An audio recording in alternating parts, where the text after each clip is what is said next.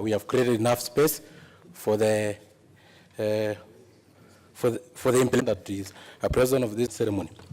I rise to support, but with amendments, because I think we have forgotten the issue of persons with disabilities.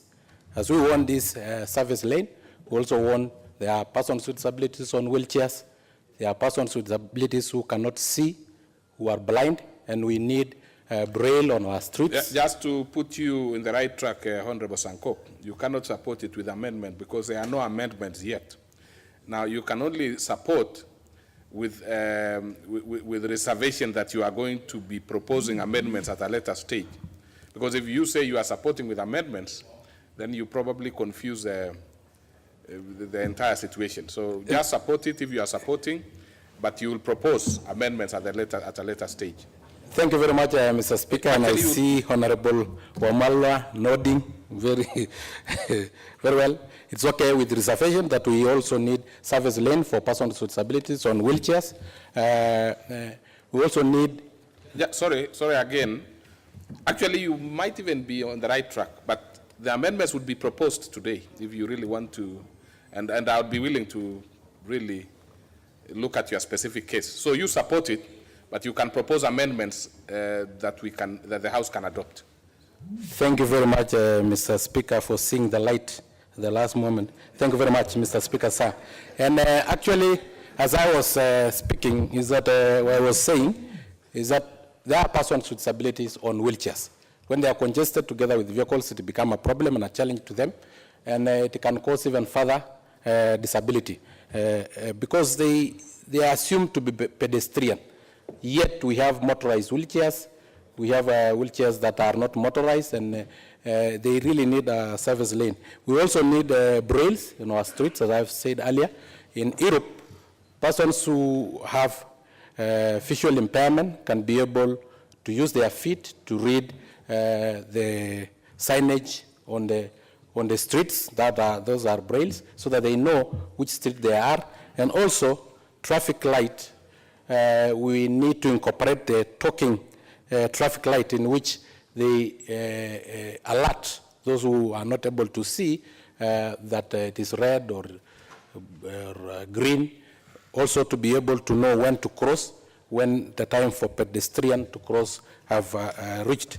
So, Mr. Speaker, sir, these are a very good idea, and also we also need, I saw in one country in Europe, I think it was Norway, Bergen city, whereby there is an airport lane to strike because they know when there is a traffic jam during our rush hours, they have ample time before the police will be able to arrive. So, Mr. Speaker, sir, I really do support this motion.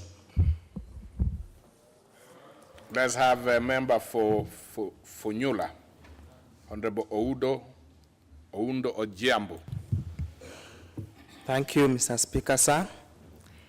I rise to support the motion, but as my honorable friend Chris Wamalo has indicated, we have had a problem in this country of having very good reports, very good plans that go unimplemented.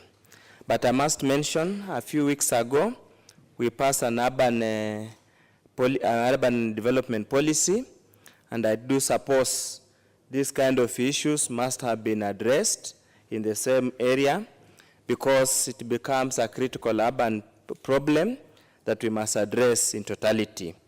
Obviously, many of us who have lived in Nairobi for long know the frustrations we go through whenever we have an emergency to move a patient from one point to another, and it's high time these emergency lanes are dedicated for purpose of ambulances, firefighting, and probably the police service, if only they are not coming to Kuloba and as supporters.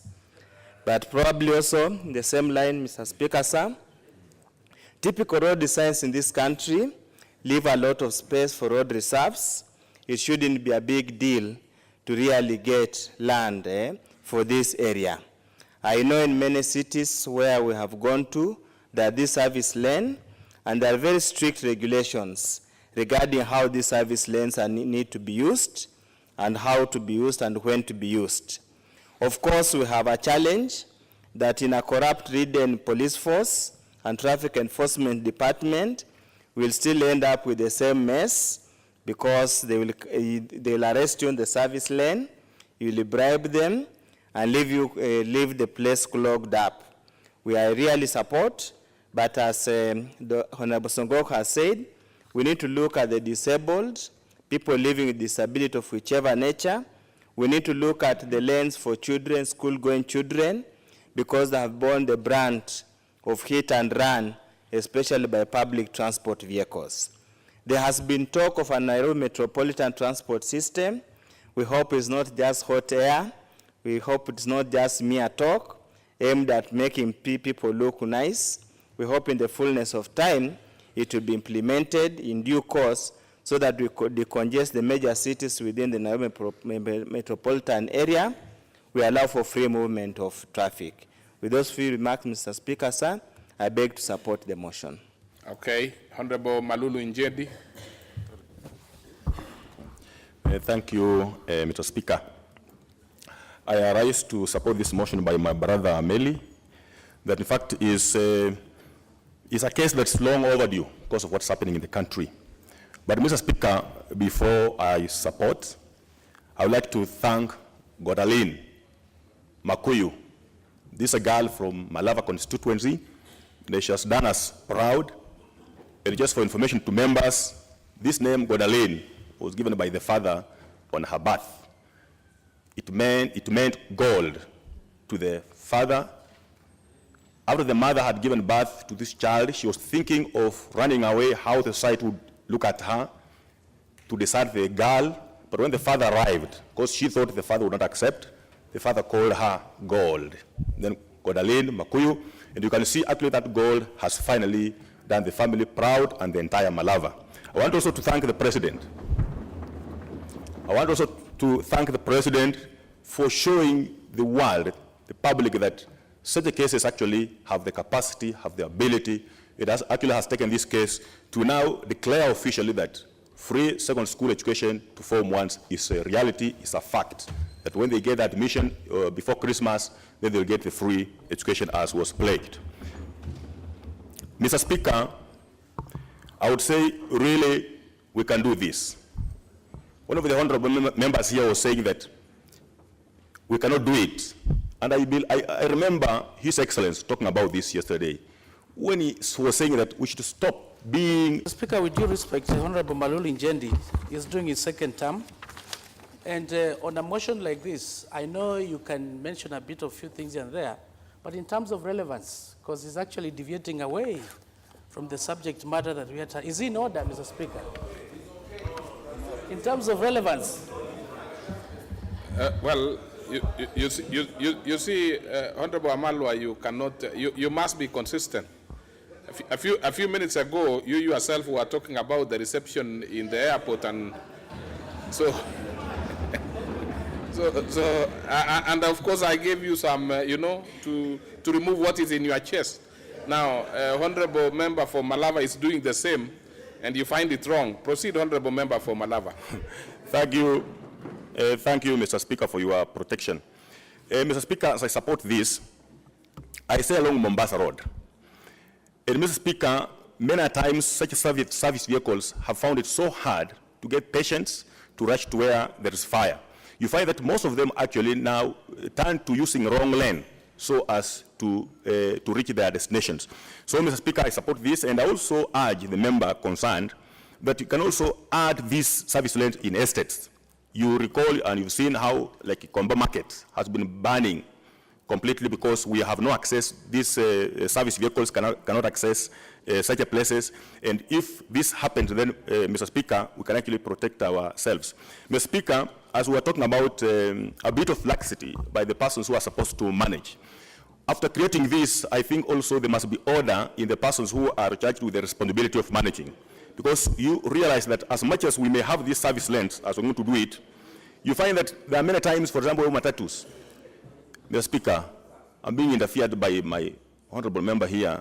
I don't know, they are consulting in loud. Order, Honorable Limo. Order. Yeah, So, allow the member to contribute in peace. yeah, so as I was saying in MCA, so I'm sorry to say that this came to the public, and I wonder how these newspaper reporters actually make their reports. The person in the name of Wale, who was giving this picture when this was now not you're existing. actually irrelevant, because that you can rise on a personal statement and make those clarifications. But So I think you have already had your time anyway. So thank you, Mr. Speaker. I support. Thank you. So I'll give opportunity to Honorable Member for Turkana Central.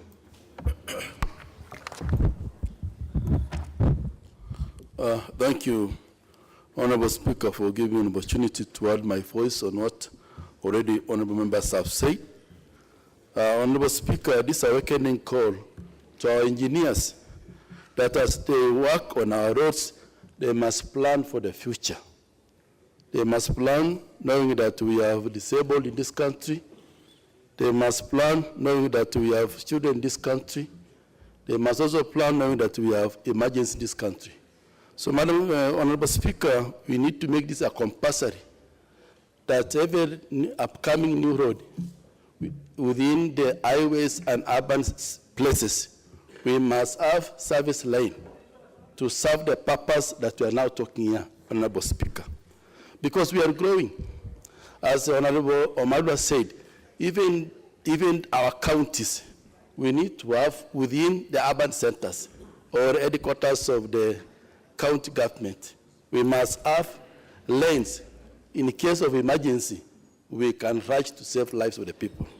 Honorable Speaker, all of us here, we have experienced that whenever there's an emergency in highway, it takes time for an ambulance to reach the hospital.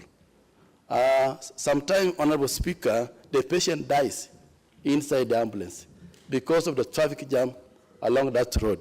So, Honorable Speaker, coming up with such kind of ideas is good, because it will help us to plan for our highways, it will also help us to plan for our urban centers, so that in the future we can save lives that have died because of traffic jam in this country. Honorable Speaker, this also brings about discipline, as members can contribute to the vision that the President has for this country, to make this country 24 hours economy. Honorable Speaker, at the same time also, we want to make sure that our counties, because we have learned, for those who are ahead of us, they did not plan for their places. Now that we have county governments, we must now alert them that you need to have this idea in your manifestos, that every upcoming road must have a lane for emergency. Even the place like Turkana de Masai, where everywhere is a road, I think that time has passed. We need to make sure that now our engineers must now give guidance to specify a road, so that we can use that road purposely for emergency cases. In case we have a fire or in case we have an accident, that road can be used. No matter, even if it takes 1 year without an accident, it's better to have it there than not having it, because it will save life by that time. Honorable Speaker, with those few remarks, I want to support it, and I want to say it's a good idea. And finally, Honorable Speaker, I just want to urge our leaders here in this House that now the President has been sworn in, can he go ahead and extend olive hand to a negotiation to call all of the other leaders to talk, because this country is divided. We cannot ignore that fact. This country is on fire. We cannot ignore that fact. So we need our President, as he spoke yesterday, please, to call other leaders and talk to have this country united. Now that's going to be relevant, Bishop, you see, unless you are bringing it as an emergency lane into attaining peace. Now, I see from this side, the Honorable Muturi Kingangi has been on for a long time. Is it that you want an intervention or you want to contribute? To contribute? Yes, I wish to contribute. That's Muturi Kingangi, not Kigano. Yes, there is No. The one I'm seeing here is a man called Honorable Muturi Kingangi, member from Beere South. But because you have stood anyway and you are one of those people who... then I'm seeing his card, but there I will allow you to proceed. I will allow you to proceed, though you are a little, maybe you are about number 6 from the line, but let me give you that opportunity owing to your seniority. And of course the difficulties that you've had coming to the House, so you know you must have time. I appreciate your sentiments, Mr. Speaker. Now, I wish to agree with the statements of my colleagues, though reservedly, some of the so-called emergencies are caused deliberately, humanly caused by those who induce goons to go to the roads and burn tires, because when you burn this tire, it becomes very, very expensive to replace that portion of the road. With those remarks, Mr. Speaker, I do not know whether amendments can be sought, an amendment can be sought at this stage. I am subject to your guidance. If I could seek, and with the consent of the mover, seek some amendment to that motion, to the substantive motion.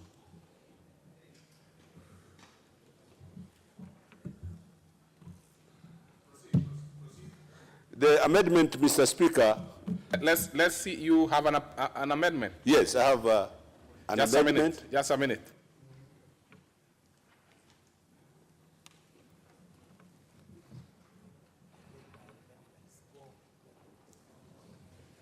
Okay, Honorable Kigano, if you have an amendment, what you need to do is to put it in writing and bring it here so that we can be able to Could I, with your permission, dictate it? dictate. It will be a problem because that will not work. The best thing is just put it down. I'll give you an opportunity to do that. Very well. Yeah, it would be much better, and for members to know what they are. Maybe I will actually give you an opportunity to have some little time, come to approach the table, so that we see whether we are doing the right thing. You see the difficulties with of my allegiance. Number 2, the motion which is in the House is really supported because it is in line with factors which will save life. It will also give us security now when policemen are responding to emergencies. It will also develop the country. In any case of property destruction, the response will be very good. But there are some factors which has to be considered. Fine, we are putting a law for emergency line. But one question, there are even some areas in the Republic of Kenya which has no even road at all. So we should have very, very good planning and not laws which even put burdens on the government which cannot be planted or planned well. Okay, it is a good idea, I support, but it is a long term. Thank you, sir.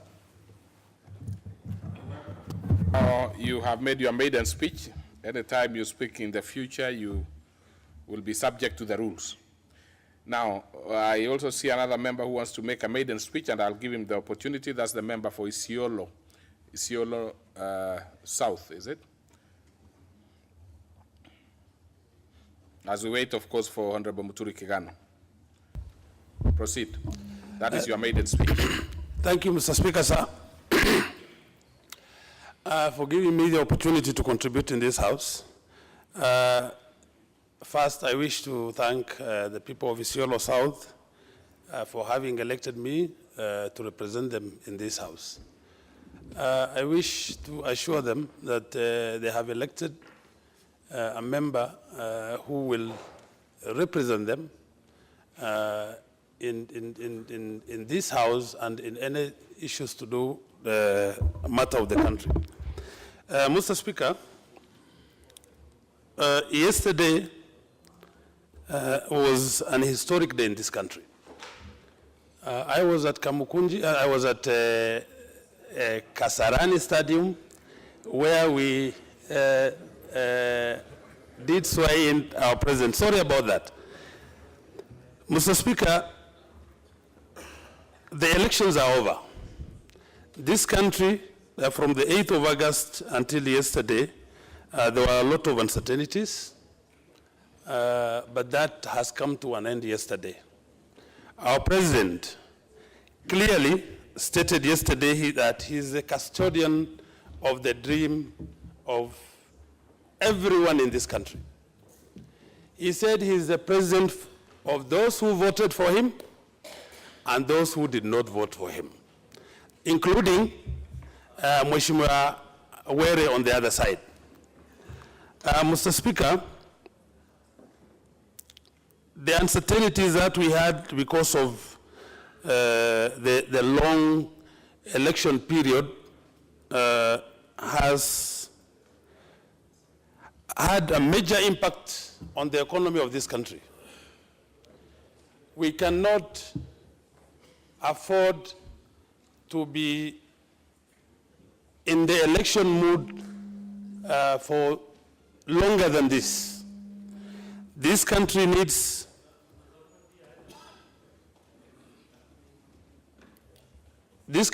for us to continue. Our businessmen need to work. Our workers need to engage in economic activities that will benefit this country.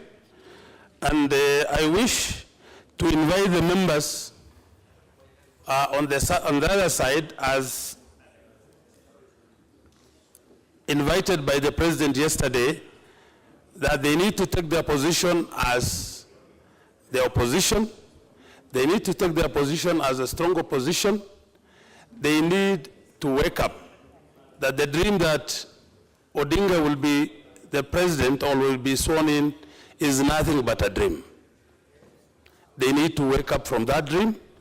They need to take their position as opposition, as a strong opposition, and let the running of this country or the leading of this country to none other than Uhuru Muigai Kenyatta, who is the president of this country.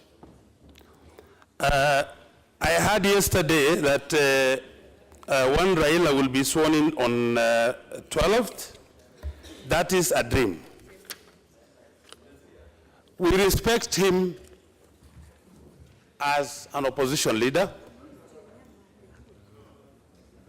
He has contributed in a way to this country, and that is it.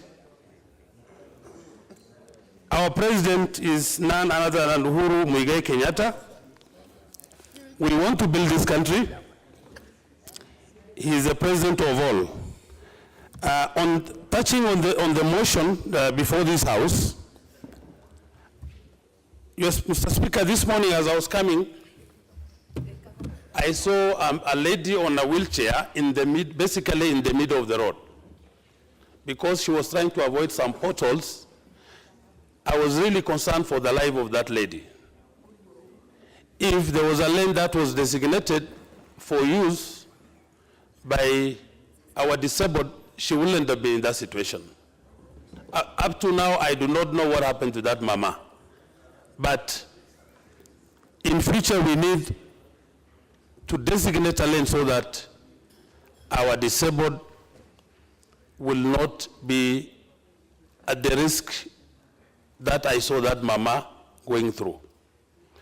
It may be difficult, as mentioned by some members, because of availability of land, to have a specific line for emergencies and disabled, probably in Nairobi. But what about other centers? There are new cities coming up. For example, Isiolo will be a resort city under Vision 2030. Why can't we have such a lane designated for emergency use and for use by the people who are disabled? I think this House should not urge. We should actually demand that any road that is coming up must have a lane designated for emergencies and for use by our disabled. Then we should give a time frame within which the roads which do not have emergency lane to also for engineers to come up and construct side by the roads that we have so that we will have emergency lanes. This should be cascaded downward so that the county governments, the county assemblies should pass bills that will then traffic, and they will get there within the shortest time possible. So what we are saying is that we must link the emergency services to the police commanders' hotlines, so that wherever we have an emergency, need for emergency, the police should be able to clear the traffic so that those cars can access those areas where they are supposed to get to. Mr. Speaker, even if tomorrow we will have this emergency lanes created, you will find even matatus using those lanes. You will find that cars that have broken, they will be parked on those lanes. Today we have pavements, but even matatus and cars drive along those pavements and nothing is done. So I don't see need for creating money, wasting taxpayers' money, creating emergency lanes when this matter can only be handled administratively. Because, Mr. Speaker, the life of a Kenyan person is more important, and the same way police will clear traffic for a cabinet secretary to get to see the girlfriend, they should do the same, so they can also get to where that life is and save it. I oppose this motion, Mr. Speaker. Thank you. Honorable Kigano, and you'll have to be very brief.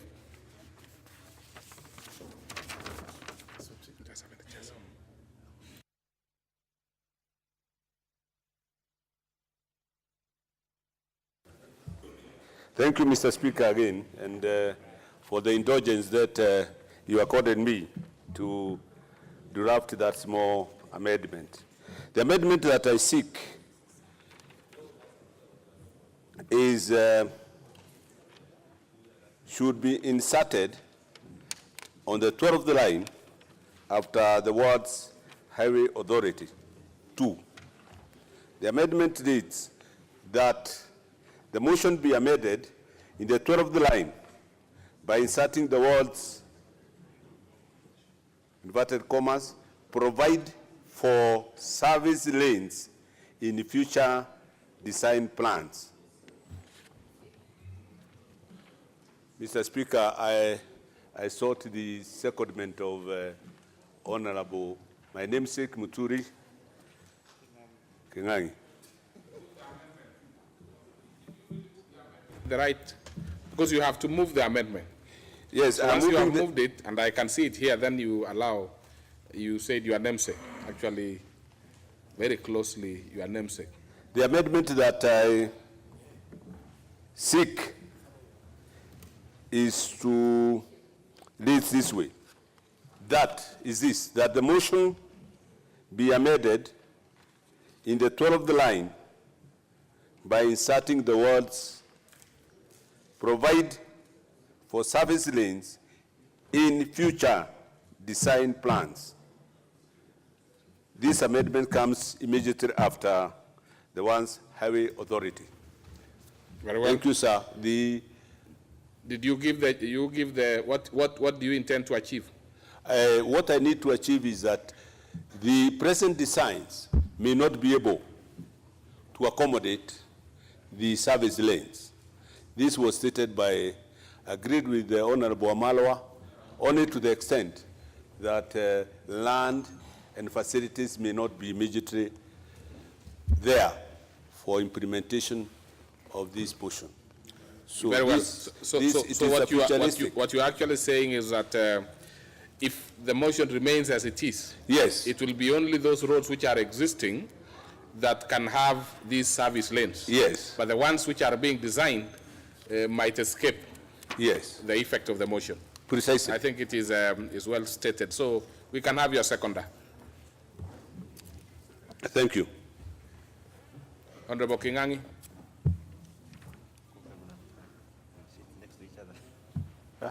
Just second. Thank you, Mr. Speaker, for giving me this opportunity to second the amendment. And in seconding the amendment,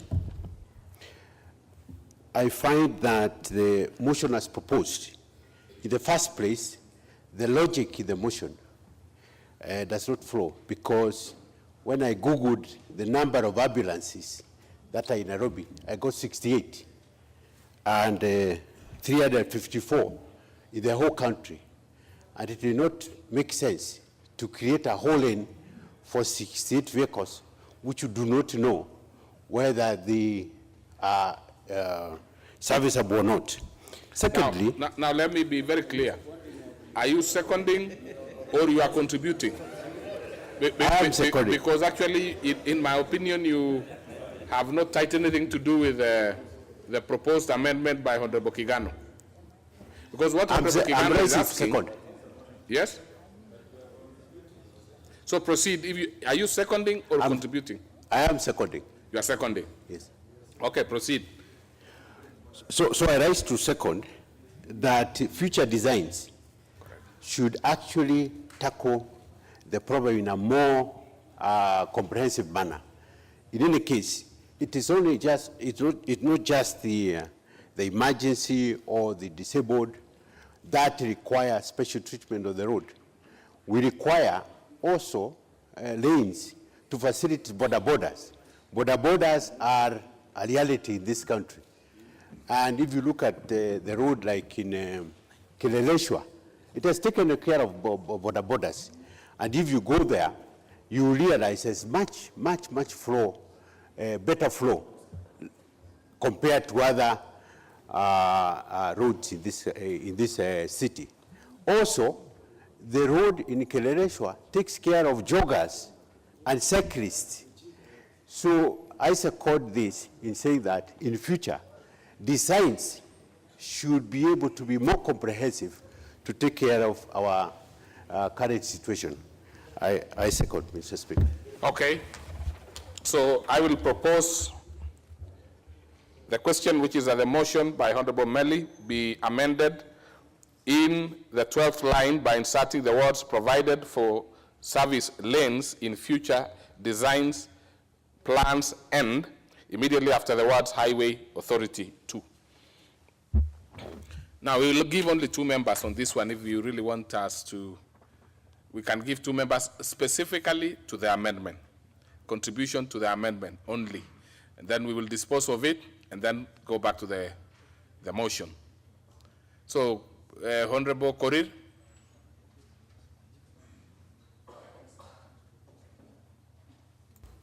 Thank you, Mr. Speaker, sir. I want to support the amendments to the motion only on the basis that this emergency lane, the reason why I'm supporting this motion is because first, I'm an MP in Nairobi constituency, and I see every day ambulances trying to push their way to save lives, or unlike what Mheshimiwa Honorable Chris Wamala said, he witnessed an ambulance just putting on a siren just to avoid traffic. I want to say sometimes maybe that ambulance was going to pick someone who was sick, and he just received a call in the middle of the traffic, and they needed to easily maneuver to that place. The reason why, when we have a sick person, for example, we call ambulance and not a Uber or take your car, is because we assume that the ambulance will reach the hospital on time.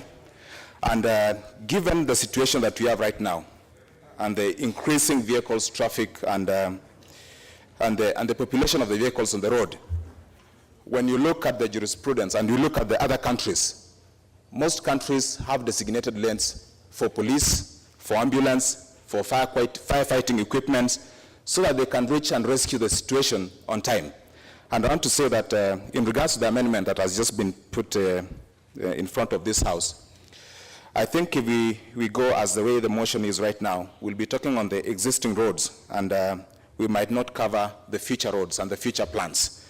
And I also want to say that the roads that we have right now, like Langata Road, we still have a lot of space. We still have a lot of space that we can have walkways. We have a lot of space that we can do proper drainage systems.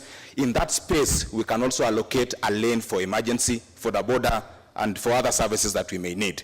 And therefore, unlike the Honorable Chris Omalwa, I think we just need a firm leader, just like the late Michuki, to ensure that these things are done and followed up to be executed. Because I remember when we had debate on streamlining the transport system, which is still part of this, when the late Honorable Michuki was still the minister then, most of us opposed the issue of yellow lines, the issue of speed governor, and the issue of safety belt. But you'll realize right now that long time after the minister has left us, those things they have really saved lives. And I think we are losing a lot of lives because rogue drivers, private drivers, matatu drivers don't give way to ambulances, they don't give way to police, they don't give way to firefighting equipment so that they can reach and rescue the situation on time. And I want to support this motion and also support the amendment.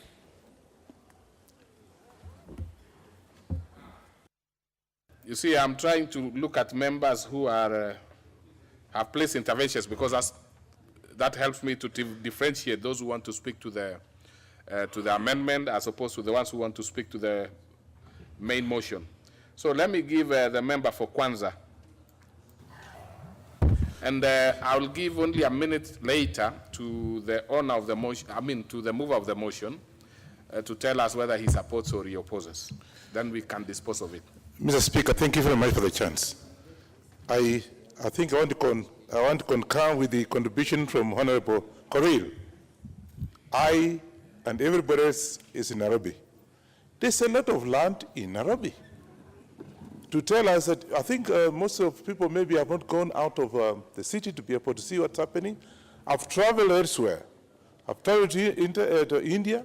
I've gone to Italy. I've seen this kind of thing. There's always a route for emergency. And therefore, I think, I do not know what the amendment is all about, but I think what we need to do is to have the authorities involved, both Kura, Kenya, and Kera, to be able to provide a design for the present and future. I think you should not talk about what can only come for the future. We have a lot of land. Go to Huru Highway, there's a lot of land. Go to Oyak Way, there's a lot of land. Go to any other place, even Langata Road. So I think, Mr. Speaker, I want to request that, and ask members, please, let's be mindful of other brothers, be brothers keeper, and provide for that provision. Because we've had problems. And in any case, the other day, I was coming from Mombasa Road. I was on Mombasa Road near South B. There was an ambulance, I think, struggling to come out. I had to come out, Mr. Speaker, personally, to allow to actually to control the traffic because there's no police traffic. So I think the amendment that was being presented by Honorable Member should talk about the urgency of the whole thing, have the design, go back to the drawing board, do the design for the current and the future. I think that should be the way out, other than saying we forget about the already designed roads because we have problems at the moment. Therefore, Mr. Speaker, those of us who have traveled, and most of you have traveled, have seen that anywhere, and one member just mentioned here today, this morning, where a disabled person is in the middle of the road because she's not able to move. I've had cases where you have to stop for this kind of thing. I think let's actually have this, and I can also assure you, unlike Honorable Chris Wamonwa, who said it's not, I know some motions in the past have not been implemented because they are not implementable. But a case like this is straightforward, and therefore we just, with the implementing committee, will summon the Kura, the Kera, and be able to give them the design, so that we don't actually debate in vain. So I do not know where the motion is, but I think I support the motion and say I think this we should be able to pass this motion so that we can be able to have design. I go to Kitale. Okay, we will have to From stop there Kitale with to this because place- we are actually at the amendment. As amendment, which one I are think- you supporting, the amendment? or the- I do not, the motion is not clear, the amendment is not very clear. But I have for the idea, Mr. Speaker, that we go ahead and have the current design, go back to the drawing board to be able to have a lane, extra lane for emergency purposes. Okay, I support. Honorable Melly, very briefly, then we dispose of that one. Thank you, Mr. Speaker. Mr. Speaker, I think I want to correct the notion that the fact that we establish service lanes, it will not work. Mr. Speaker, you've seen in some countries. No, are you supporting? I'm supporting the amendment by honorable member, that in future designs, if we are going to design roads, and I think a very good example is the Thika Superhighway. It has the concept of service lanes. All over the world, and I think most nations, you can't avoid emergencies. You go to China, you go to where? And let me even have a case, even here in Kenya. I've seen a case where has to come from the interior of Kitui, and then it takes 2 hours from Mombasa Road to reach Nairobi Hospital. That patient passes on. And it is not about matatus will use it. And I think honorable member for Langata has just put it very clearly. Honorable Melly, you see, you had contributed. No, and you actually you are the person who moved the motion. Yes. So once you have you have actually supported that particular amendment. Yes. Really, you don't have to go back to what you had done before. Thank you. Because Yes. we are dealing with the amendment only, which you have supported.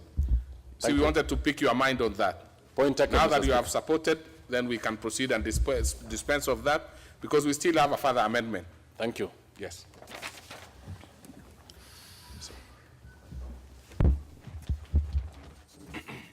Order, members. So I will put the question, which is that the motion by Honorable Melly be amended in the 12th line by inserting the words provided for service lanes in future designs and plans, and immediately after the words highway authority too. Will as many as of that opinion say aye? Many as of our contrary opinion say nay? The ayes have it. Now, honorable members, we will go to the next. There is a today. Let's have, who is seconding you? Safia seconding. Okay, proceed, honorable. Is it honorable Nu? Thank you, Mr. Speaker. Mr. Speaker, and I would like to second his motion because we are trying to address issues in the future. And addressing issues in the future, we must holistically look at things when they are brought into this house. And looking holistically, it means all road and bodies that work on the road must be included so that other bodies do not think that that is their responsibility. So addressing issues, we must, and planning for the future, we must holistically address all issues when they come to this floor of the house. And I'm seconding the amendment by the member saying that all bodies that are implementing on behalf of the government to do roadworks should also be included so that one should not run away from the responsibilities. So you are seconding the further amendment? Yes, sir. Yes. So I propose a question, which is that the motion be further amended in the 11th line by inciting a comma and the words Kenya Rural Authority, KERA, immediately after the words Kenya Urban Roads Authority. I'll give only 2 members, and those ones who will have placed the intervention. We'll start with the Honorable Omenen. Honorable Speaker, thank you for this opportunity. I stand to support the amendment of including the Kenya Rural Roads Authority. I have just spoken to my brother here, Meli, Honorable Meli, and he is prepared to oppose.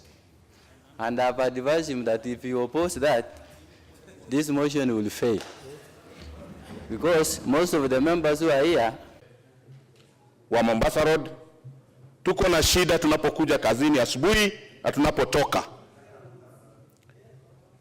Ya pili, wale tunaotoka sehemu ya magharibi Pia tuko na shida, Bwana Spika, sehemu hii ya Salga kila mara hutokea ajali.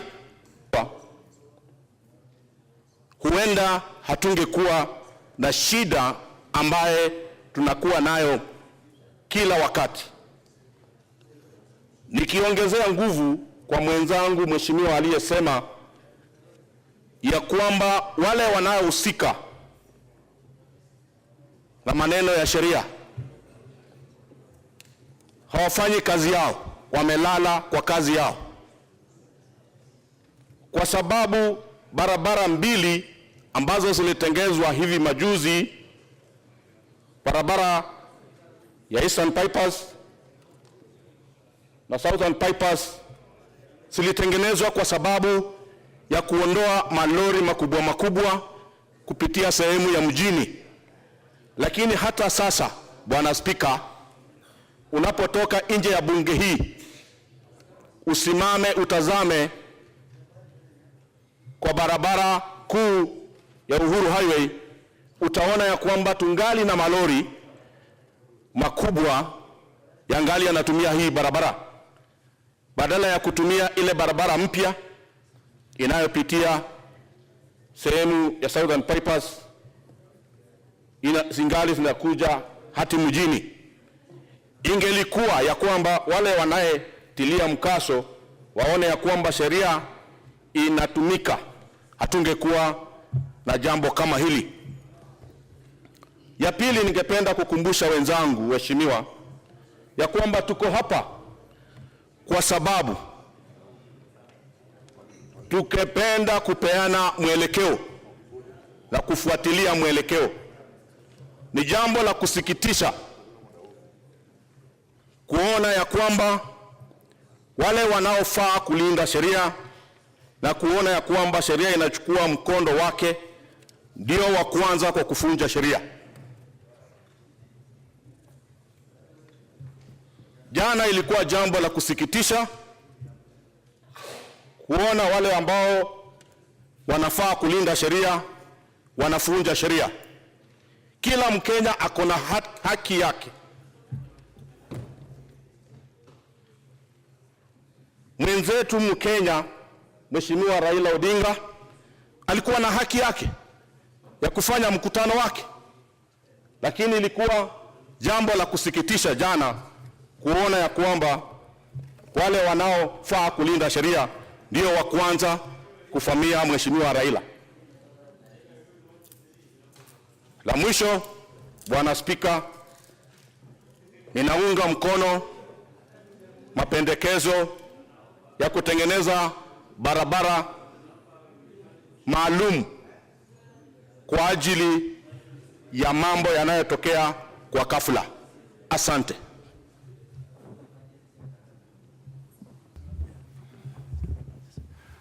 Honorable members, could we have the Honorable Meli to speak to this proposed further amendment? The Honorable Meli, the owner of the motion. Thank you, Mr. Speaker. Mr. Speaker, I rise to oppose the last amendment, the second amendment, more so especially on the rural, developing service roads on the rural roads. I think, Mr. Speaker, it is killing the spirit of this motion.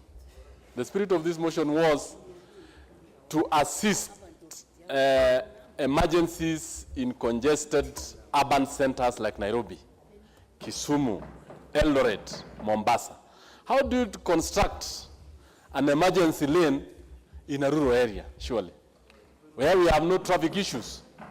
And this morning when I was coming up, I saw an ambulance which was struggling so much to go through traffic. And I have heard of cases where a number of patients have died in these roads just because the ambulances cannot move.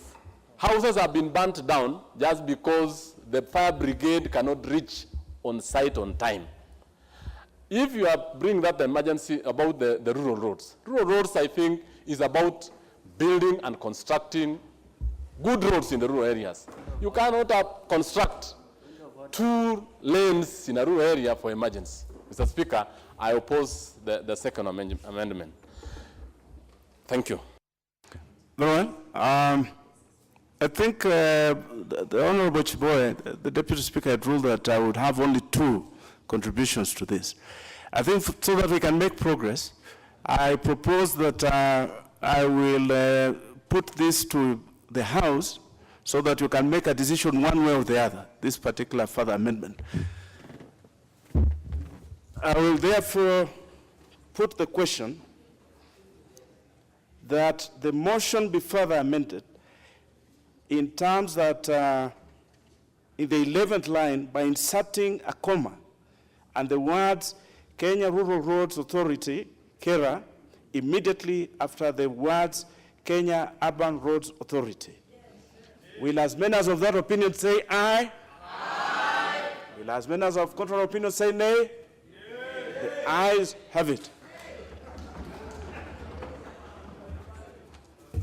Honorable members,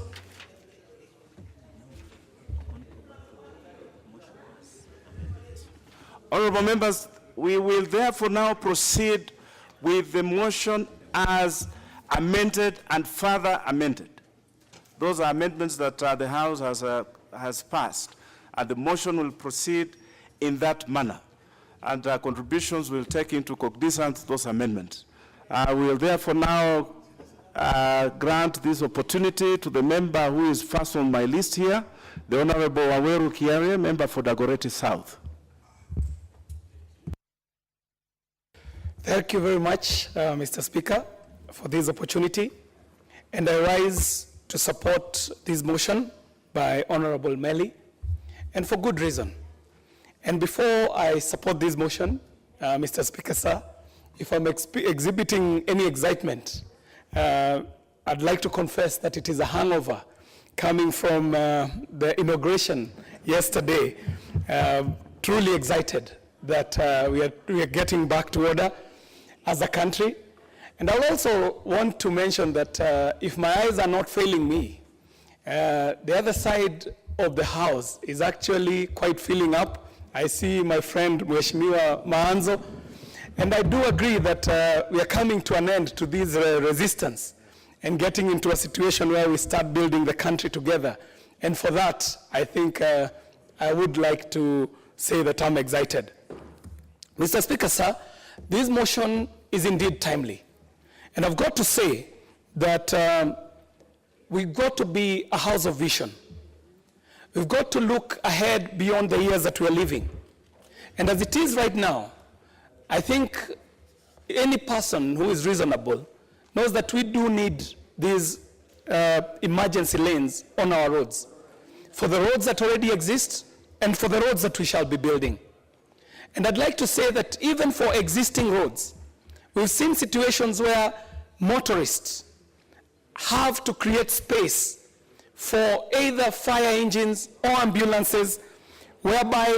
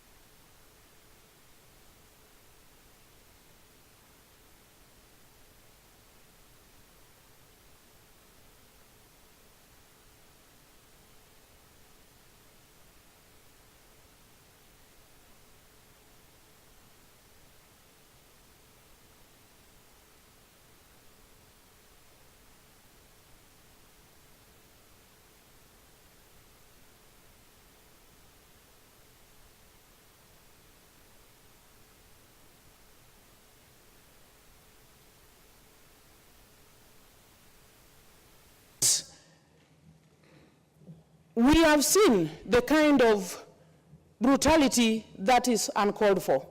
We have seen malicious attempts by people in authority to use that authority to subvert the rights of others. As a woman, I want to call upon all the other women in this house, whether you are coming from NASA or Jubilee. I think we are going the wrong direction when we see men who are armed, harassing women who are innocent, some of them being removed from their own houses to be beaten up.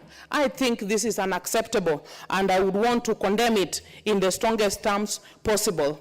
As we think about the future of our country, it is important to address where we are now. This uncertainty that we think is over, it is not over. We cannot be laughing when a section of this same nation is crying and people are denied their rights. So I think this House needs to rise up to its rightful occasion and position, that we should be talking right when it is right and wrong when it is wrong.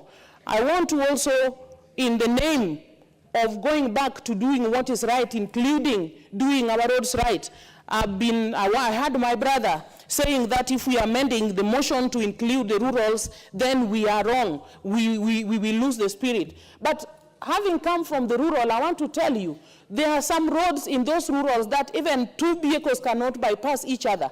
And therefore, if we are thinking about the road network in Kenya, then rural, the carer must be brought to book. And everywhere in the nation where any money is spent to build a road, it is important that we know there is a possibility of somebody overtaking, a possibility of a vehicle coming from the other end. Like in Migori County where I come, I think we have lost quite a number of young people in the name of Boda Boda. They have been maimed, they have been made to be disabled, some have died because the roads are too narrow.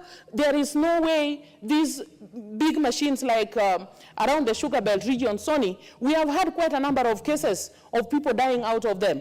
And I would want us, as we discuss, to also commend that in future we can come up with a template and something that is all-inclusive to give a disciplinary measure, and more so, the people who exercise authority on these roads, we need to make them know that we are tired of police just standing on the road to collect some money from the drivers, and then the same thing repeated and repeated and repeated. This is something that needs a total concerted effort of all members just to make sure that it is rightfully done. So I support this idea, but also adding my voice to the cry that we need from this House to go back to the rule of the law and protect the rights of everybody. The right to life, the right to self-expression, the right to self-assembly, and all those ideas that are included in our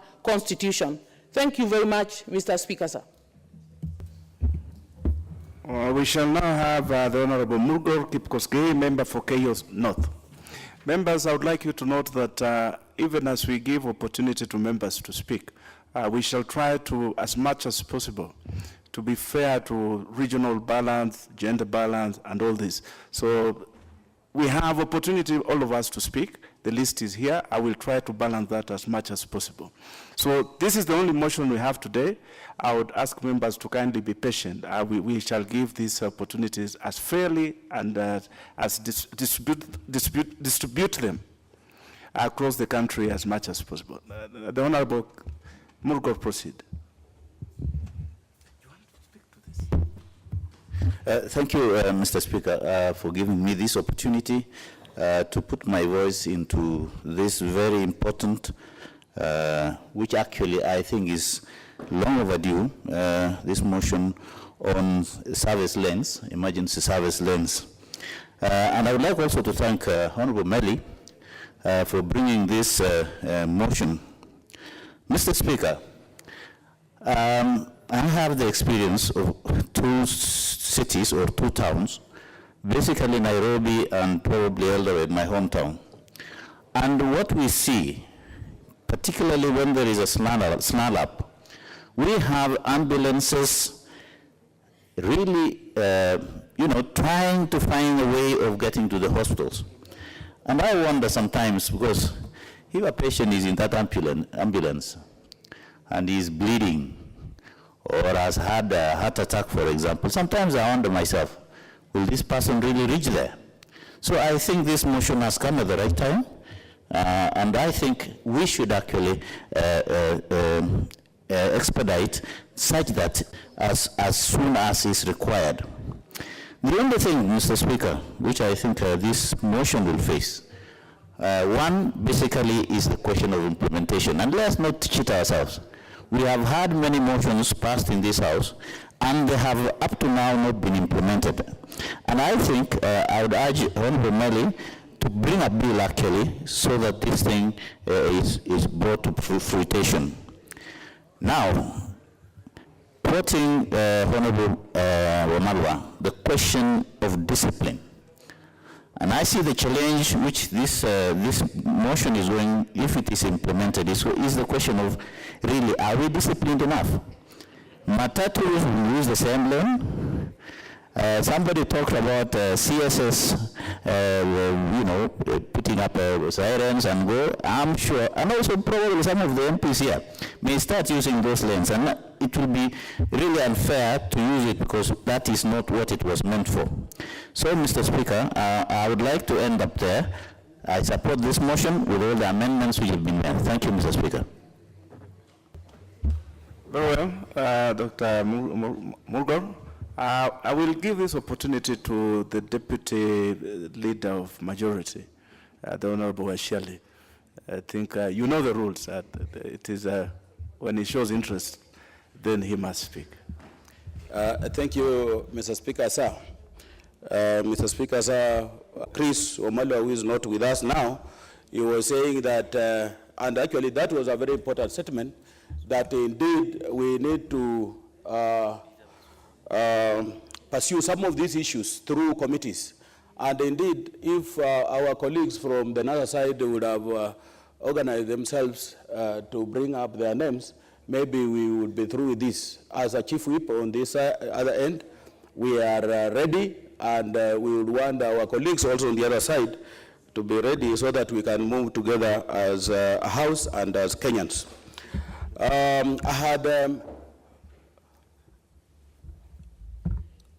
had put my voice, actually I had expressed my fears on the way we are proceeding with this motion, Mr. Speaker.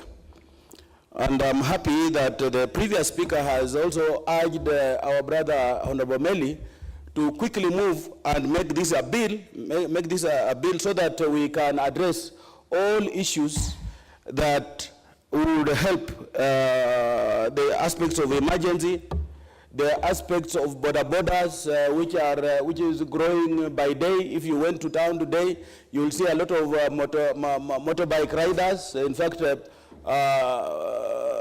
wananchi these days are preferring even motorbike riders to taxis because of the way they move around traffic jams. It is easier to get to your destination in time when you are using a border than when you are using a taxi. And I had also, in the course, also proposed that this motion, or rather when it becomes a bill, we will also add the aspects of public transport, so that we do a wholesome bill that would address the transport issues in these in cities. Mr. Speaker, the amendment that later on was put, I think, by our brother from Isiolo, from Wajir, to me, I would look at it as a very ambitious amendment, because we need to be realistic in this House, Mr. Speaker. And when we are talking of putting emergency lanes in even the rural area, we will need also to look at the resources that will enable us to put all those, those emergency lanes, even in the rural areas. Therefore, some of the reasons why some of the bills or acts have, or even policies have failed, is because we are ambitious, and that we propose things that we do not have resources to balance, or rather actualized so that then we can benefit from it. Therefore, Mr. Speaker, I want to just add that I support this motion, and that as we move towards formulating a bill, I would also propose that we include designated public transport. Because if you went in town here, you will find that we have a big problem of parking. Parking, because even some of the people who work in town, and they just come park their vehicles up to around 5, 6, they take their vehicles back home. Surely such employees, or rather even businessmen and women, should use public transport. They don't use public transport because how would you access town? A bus, such a Kenya bus, will take ages in traffic jam, and that's why you have seen many of the people working in town would choose using private transport. This has also happened, and I'm sure members have been the biggest victims. When you go to the airport, especially when you are traveling in the day, it is not easy to get to the airport in time. And this is because we don't have a designated lane that public transport would have otherwise used, so that then we are able to reach in our places of destination in good time. Therefore, I just want to say in summary that this is a good motion, and that we as a House need to upgrade it to a bill so that then it can help the Kenyans. And just additionally, just because our gracious lady mentioned it, we are parents, both sides of the House, both NASA and the Jubilee, we are parents. And what we saw yesterday, where a 7-year-old boy lost life because he had been shot, it does not please any side of this House. I want to tell you that I'm a parent, and it really touched me. I watched this when, with my family, and of course I have a 7-year-old child, and I was imagining that he is the child who was killed. But again, when the journalists were interviewing the neighbors, I was surprised if really the person who shot that child was a policeman. Because it is not easy in this country, and you will bear witness, that you will find policemen riding on a motorbike, 2 of them. I have never seen this situation. And chances are, and this is for subject to confirmation, chances are that our conduct of our brothers in NASA, and that's why I'm begging, that we need to come back, think as Kenyans, and correct the situation in which how we are moving. Because we have given a conducive atmosphere for thugs to take president. And chances are that whoever may have shot the boy we are today morning may be a thug. Because there is no way a police, and they actually stopped, they were stopped, and the witnesses actually said it, and I don't know whether some of you saw what I saw, that the policemen stopped, and that they refused to come back to the scene of crime. I don't think these were policemen, and therefore we will just ask as Kenyans that the police should go ahead and investigate who shot this boy so that he can be brought to book. Thank you, Mr. Speaker. Correct. I hope the Honorable Meli is taking note, because the contributions that have been made in regard to what requires to be done in regard to this nightmare that is presented in traffic in this country will require a multi-sectoral and a multi-government. Actually, this is one that may require that interdependence clause in our constitution to be activated. So I think this is a very serious one, and you need to take those notes so that as you draft, consider the bill in this regard, all these factors are taken into consideration. I'd like to give this opportunity to the Honorable Nzengu Musimi, member from Mwingi North.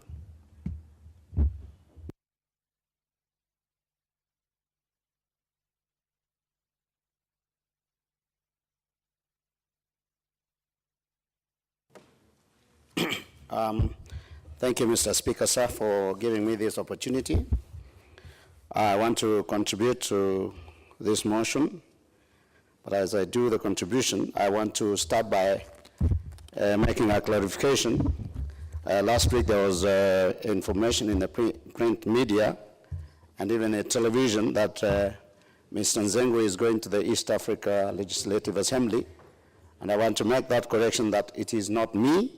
I have got no interest in going to East Africa because I want to serve the people of Mwingi North as they have given me that mandate.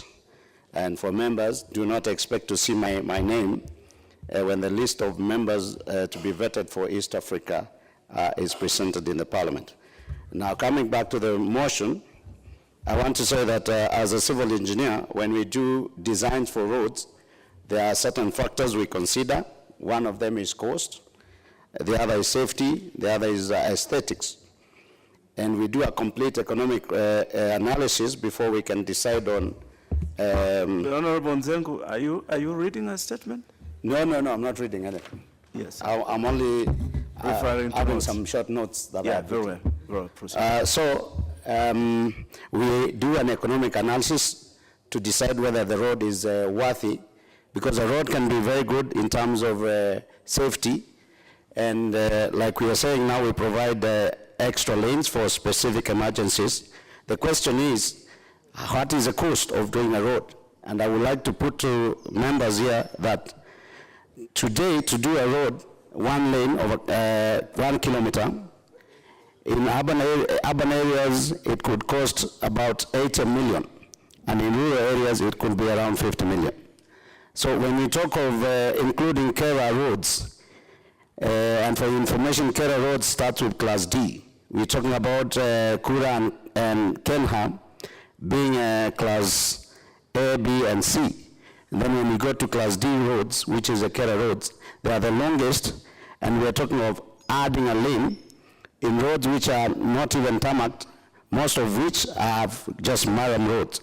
So my contribution to this motion is that it is a good motion, but I think as originally drafted by Honorable Meli, we may have to look back as members, even though that we have agreed that to increase or to add amendments.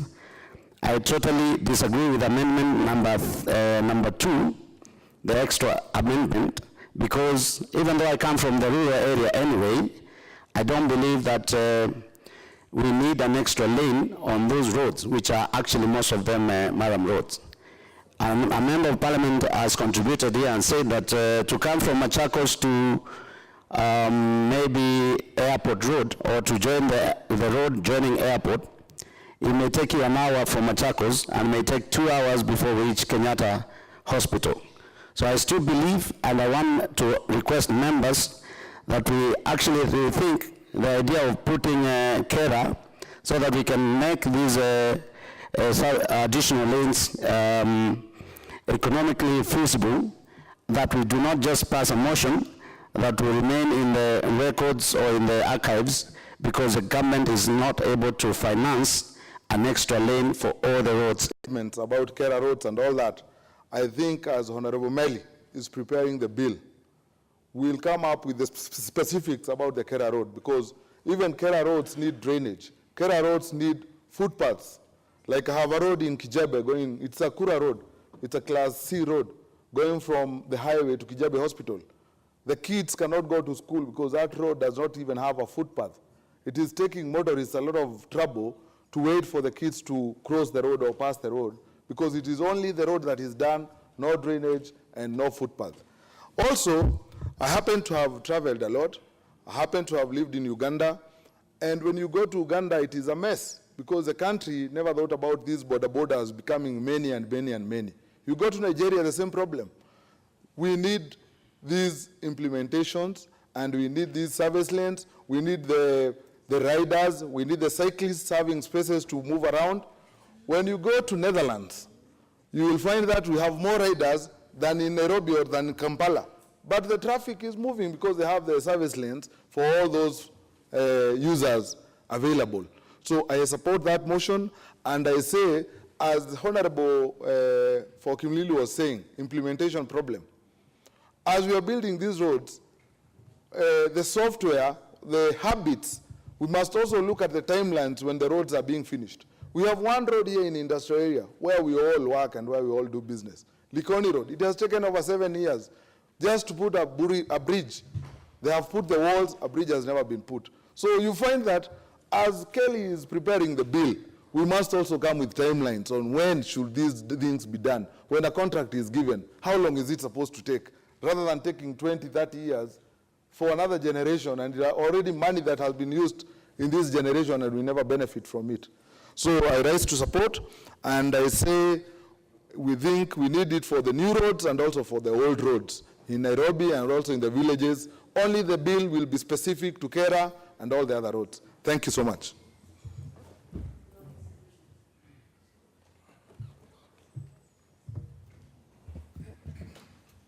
The Honorable Baya.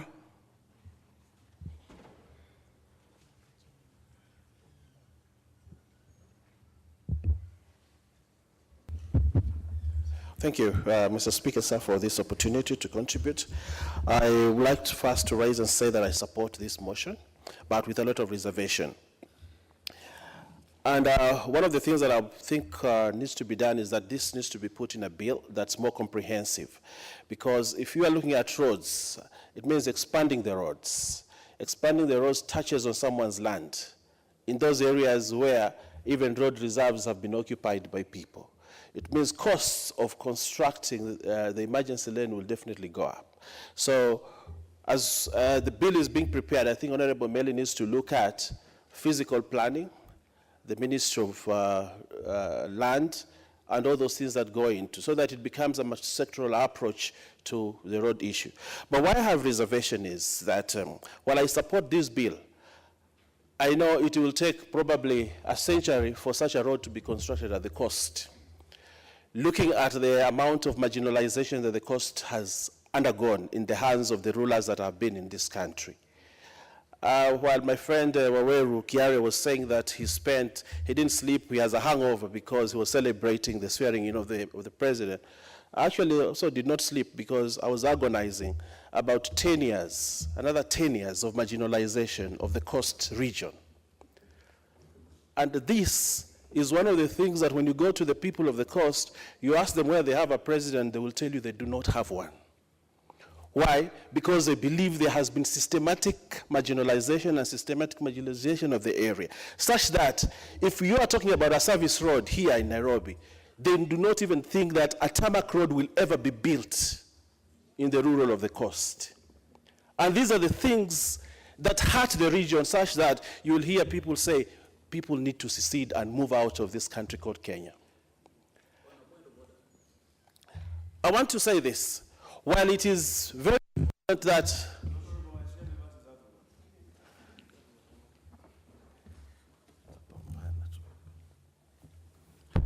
thank you, Mr. Speaker. Actually, I didn't intend to interfere with the debate of my brother, Honorable Baya, but I was just wondering, because you talked of marginalization, and as we speak today, we have a road being constructed in Mombasa costing this government of Kenya 6 billion.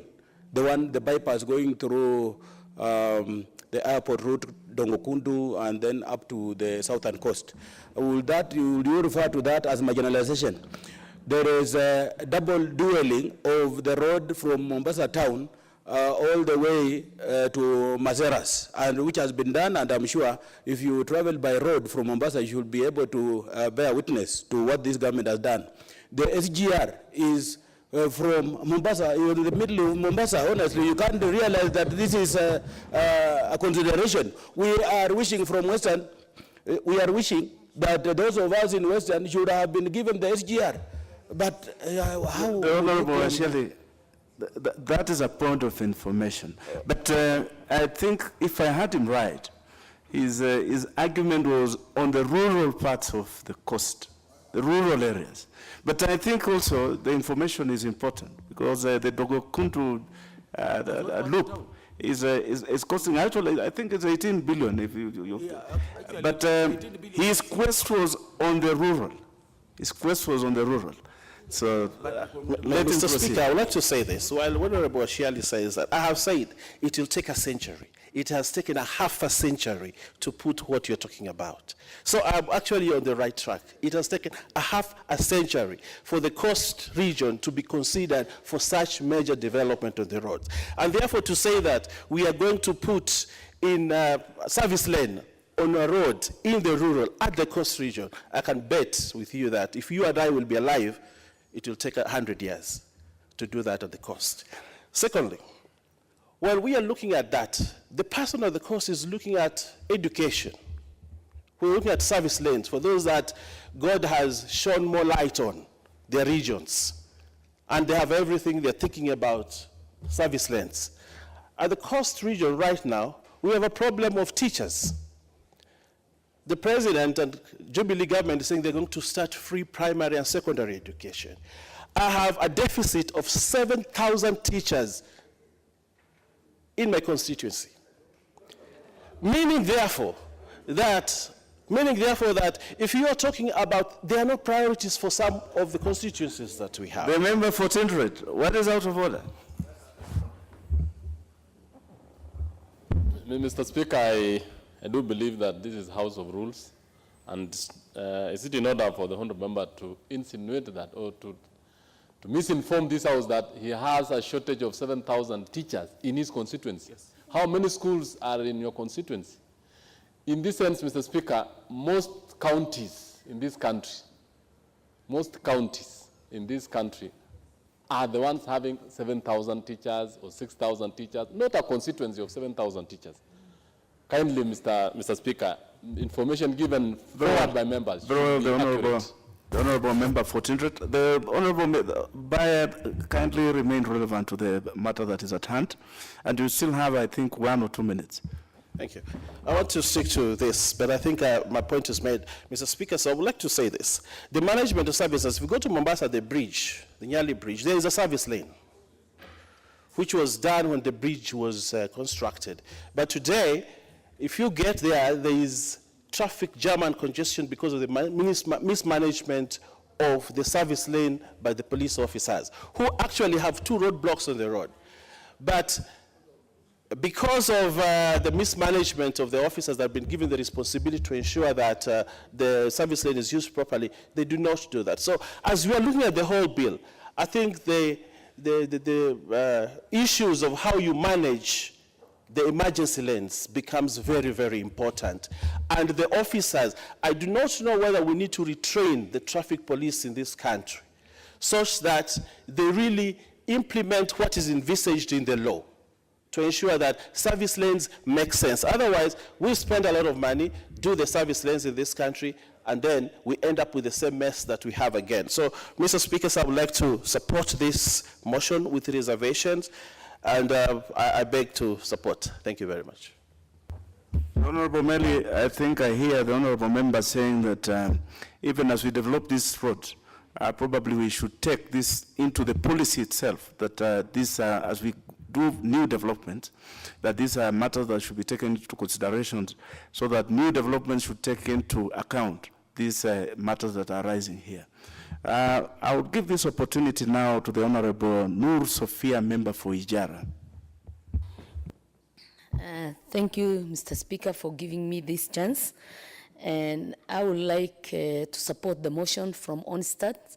And before I go into the debate on the support of the motion, I would like to take this chance to congratulate the President of this nation. And I would like also to say that we as a house, we need to talk on peaceful and coexistence among the people of this nation, and that we have a responsibility to talk on behalf of every Kenyan so that we'll be able to see that this country move forward. Having said that, Mr. Speaker, we understand that traffic jam have been a very serious problem in this country, and it has wasted a lot of resources and time of the people. And however, Mr. Speaker, I believe we have rules and regulations of traffic in this country. I will kindly ask the mover of this motion that this is a very important motion, but we have rules and regulations which are in place.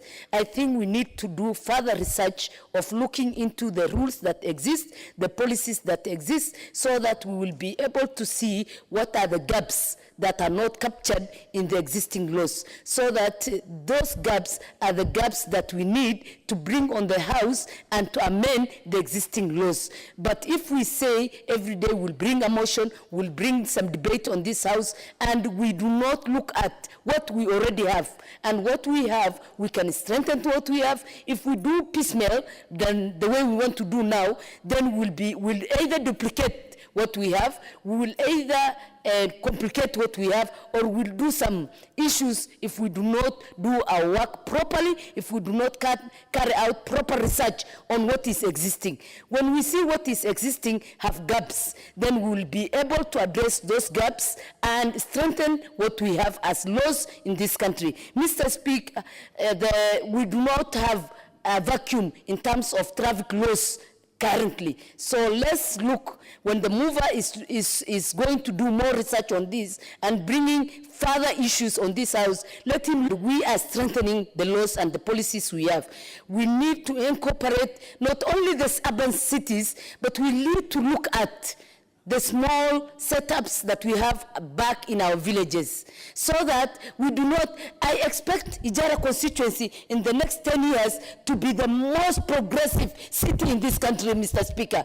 And if we do not plan when we have that kind of vision, then we'll be short-sighted and we'll not look into the future the way some of us have a dream for our constituency, Mr. Speaker, sir. Mr. Speaker, in my own opinion, discipline is the most important thing in the traffic in this country. We do not have discipline among the road users in this country. And we waste a lot because we do not have that kind of discipline. So we need to improve the technology that we have in our road users. Those technologies will be able to see who are committing wrong on our roads, and they will be able to be charged properly. That way we'll be able to look and see these roads in Nairobi, we can use them properly if only we are disciplined. When we are contributing to motions and debate, which the whole world is watching us, we must carry ourselves with the respect and decorum. A colleague of mine this morning was talking about CSS and saying the CSS, they are paved way by the police and they go and take tea with their girlfriends. It is not right for you to use women as object in this House, Mr. Speaker, and we condemn it in the highest. We will not allow that, Mr. Speaker. Mr. Speaker, we know CSS are very important people in this country, and they are being very important. They have been given very important roles and responsibility to work on behalf of the people of this nation. And when they are paved way, I believe in myself that they are going to attend to important matters of this country, Mr. Speaker. So what I'm insinuating is, whenever we are talking as honorable members, remember the name is honorable members of this country. Please, let's not abuse the respect this House have and the decorum this House have, so that we'll be able to move the House to the next level, so that everyone in the world will appreciate the House of Kenya. So, Mr. Speaker, just the way the people are appreciating and saying we have the best constitution in the world that is progressive, I always congratulate myself because I'm one of the framers of the constitution. So thank you, Mr. Speaker, sir, for giving me this space, and I support with asking the mover to go critically do more research on this. Thank you so much. Very well spoken. I believe, honorable members, you've had the contributions of the honorable Noor, member for Ijara. I believe there's a new tarmac road being constructed in Ijara constituency at this time. That is a good thing. And also, she has appealed to the members that obeying the law must start with us. I think it is incumbent upon us as members of parliament to obey traffic rules and follow traffic rules all the time. Sometimes I'm driving on those roads and my fellow members of parliament are always passing me. So it is true. It begins with us. We need to obey these rules as they are now. even as we consider to improve and create lanes that will deal with emergencies. I will give this opportunity now to the member for Teso South. Is it Teso South? Yes, the honorable member for Teso South. Kindly make your maiden speech.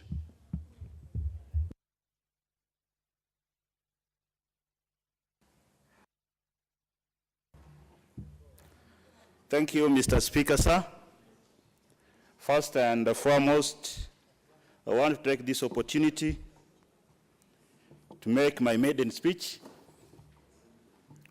I'm a member of parliament for Teso South, elected on an ODM ticket.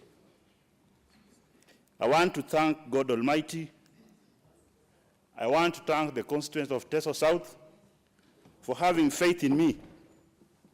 I want to thank my party leader, Right Honorable Raila Amolo Odinga. I also want to thank my family, immediate and extended, and all those who stood with me during my campaign time. Mr. Speaker, I know I will perform, and I also want to thank at this point the outgoing MP, Honorable Mary Amase. She is my sister. We campaigned alongside other aspirants, and I know I will work together with her so that we achieve what Teso South is supposed to get and Kenya as a nation. I also want to support this motion. This has been an issue that is long overdue, and I thank the member, Honorable Julius Meli, for coming up with this motion. I just want us to debate it soberly. It's for the good of Kenya. I don't think there is any cost that is beyond our life, so that even if we are going to incur many costs on this, especially on the issue about the Kera roads, because members were contributing that there is no need to incur other expenses for unnecessary roads in the rural areas. We might just put a clause there so that in future, we never know, we will not remain rural forever. So in future, we put a provision there that just in case, we have also to factor the Kera roads. But otherwise, Mr. Speaker, I support the motion fully, and I urge the implementing authorities to ensure that whichever laws that are passed here or whichever amendments, whoever we're supposed to implement, kindly let them uphold the rule of law and ensure that these are implemented fully. Finally, I know yesterday there was a swearing in of the president.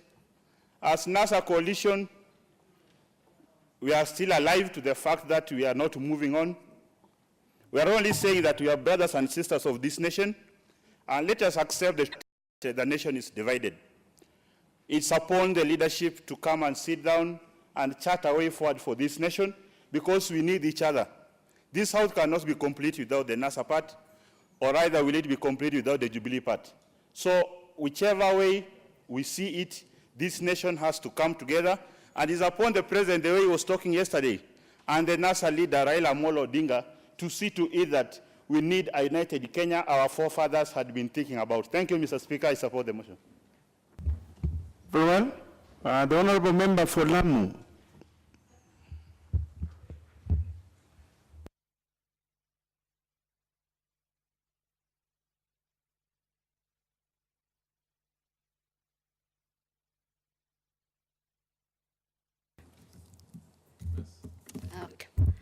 Asante Bwana Spika kunipatia nafasi hii na mimi kuchangia kwa huu mswada. Kwanza ningependa pia kumpongeza rais wetu mpendwa kwa ukakamavu wake na busara yake alotumia mpaka jana tukafikia kwamba Kenya sasa imeanza, hata Wakenya wenyewe wanasema sasa ni kuwa kazini. Leo tukitoka nyumbani utaona Wakenya wamejitokeza kwenda makazi zaidi. Ni kama sasa tumepata nafasi ya kufanya kazi, ilikuwa tunashikiliwa sana. Ningependa kuunga mkono mswada kwa sababu ni muhimu sana hizo barabara zikiwekwa za kando. Tena mjadala tena unaweza kufahamu zaidi ikiwa wewe umepitia kuwa kwenye hizo ambulance. Wakati uko hapo ndani na mgonjwa, mimi nishawahi kuwa ndani kwa ambulance na mgonjwa, unatamani uziweke mbawa uruke. Ukiona yule mgonjwa hali yake, hizi barabara zitasaidia sana. Na kama ilivyosema hapa, zitapunguza kupoteza roho za binadamu. Pia zikiwekwa zitasaidia hata hawa maafisa polisi ya trafiki kushika wale wanavunja sheria. Pia hii kupoteza roho za binadamu, Lamu pia jana tumepoteza 2 kwa barabara, na sababu sana ni kwamba barabara ni mbaya.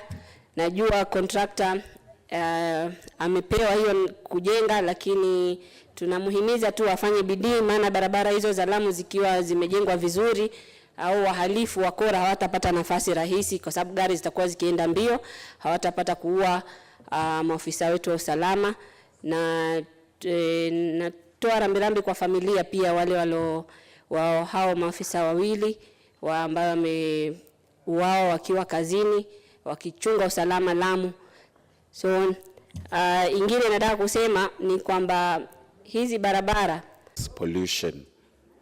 I've happened to live near hospitals, and if this lane is going to be provided, we are going to have a reduction of noise pollution, because of many ambulances actually coming, and without having service lane, they would not be making a lot of noise. But anyway, the provision of this lane, it will reduce pollution. Number 2, it's going to save lives. 3, it's going to improve the traffic flow. But I would like to oppose the second amendment dealing with the Kenya Rural Roads Network, because even my constituents has got no tarmacked road at all. If at first we can focus on providing at least better roads in rural areas, than first of all providing the extra lane, I think it will help our economy much better than this. So, Mr. Speaker, sir, I support the motion. I support the first amendment, but I strongly oppose the second amendment. Thank you, Mr. Speaker.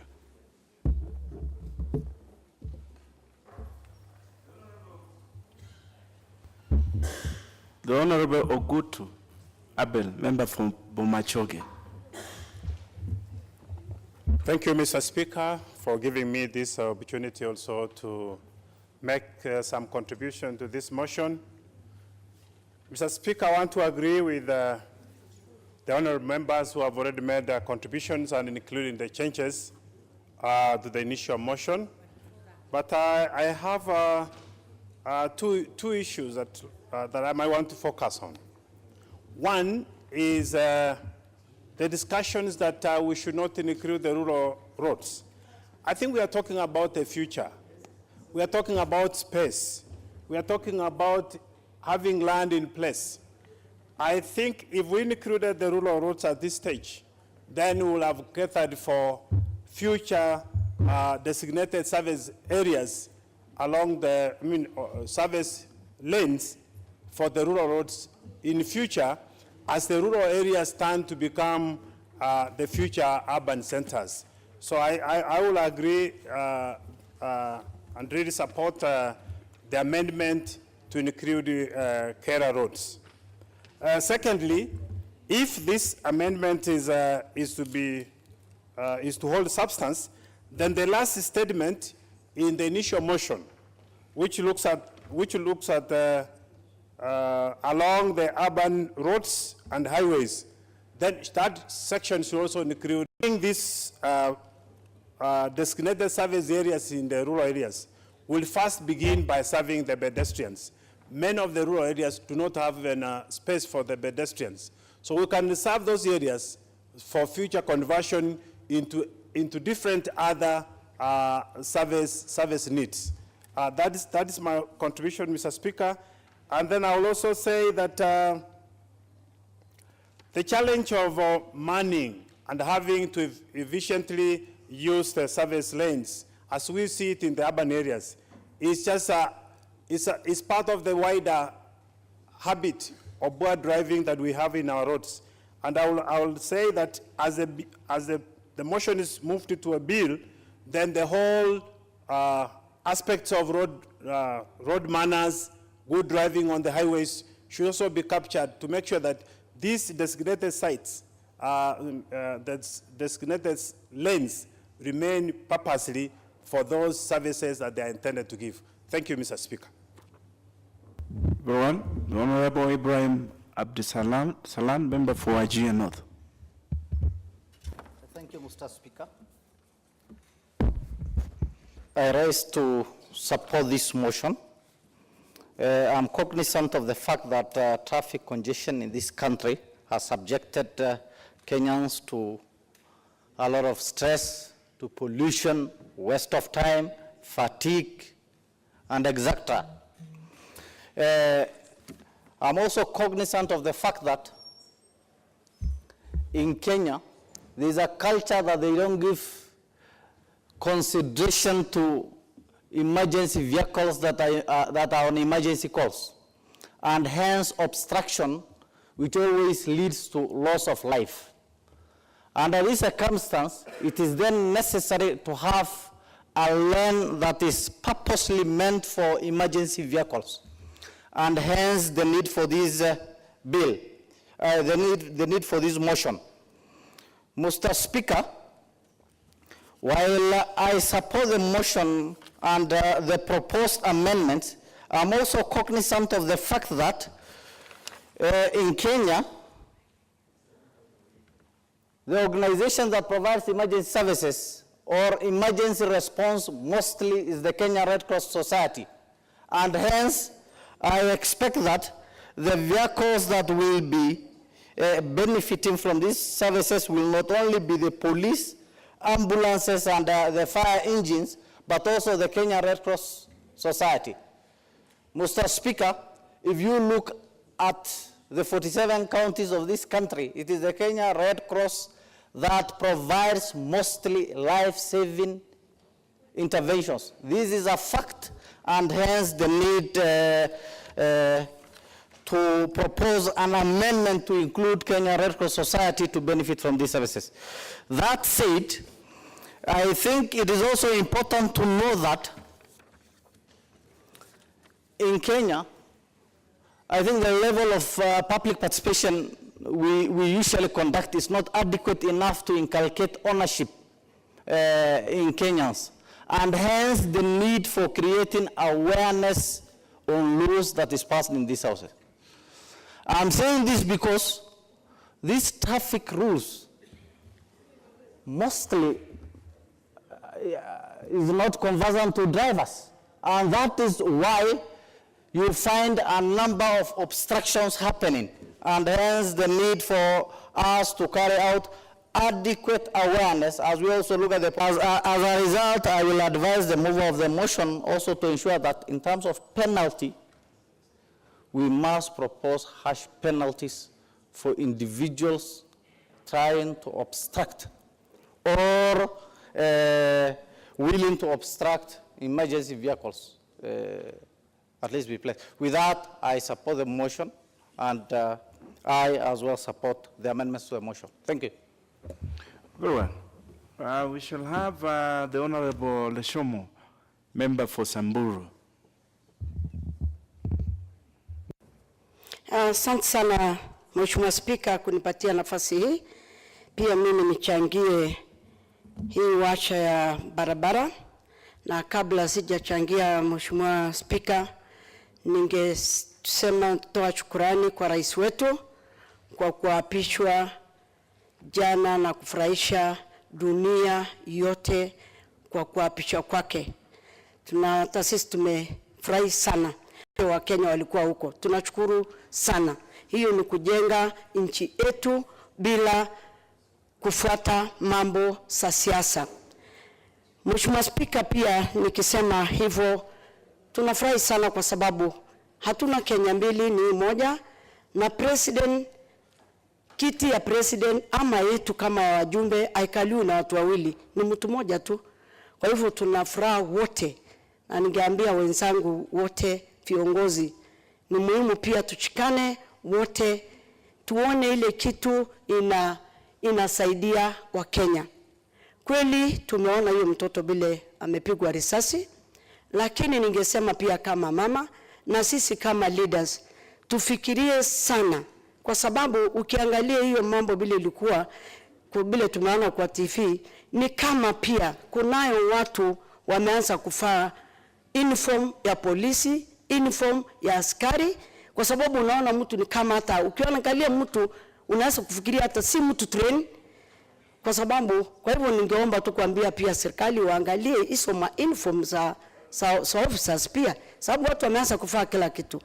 Haya, nikirudi kwa barabara, Mheshimiwa Spika, ninashukuru pia Mheshimiwa ile amelete hii motion hii wacha, kwa sababu mambo za barabara inafaa pia tuangalie kila njia, kwa sababu kwa ukweli kuna hizo kalabat, hata kuna kalabat nyingine imetengenezwa kwa njia nzuri, kuna zile zinakaa kama milima, na hizo za milima kwa ukweli hata uwe na mgonjwa mgonjwa itafunjika tena, itaumia tena ikiruka hiyo kalabat.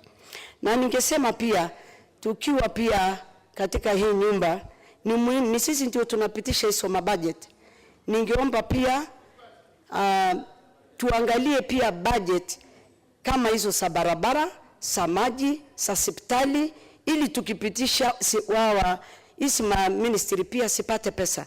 Saa ingine pesa pia ile inatengwa kwa hizo ministries, unakuta ni pesa pia, hata tukiomba hizo mabarabara watakosa pesa za kufanyia.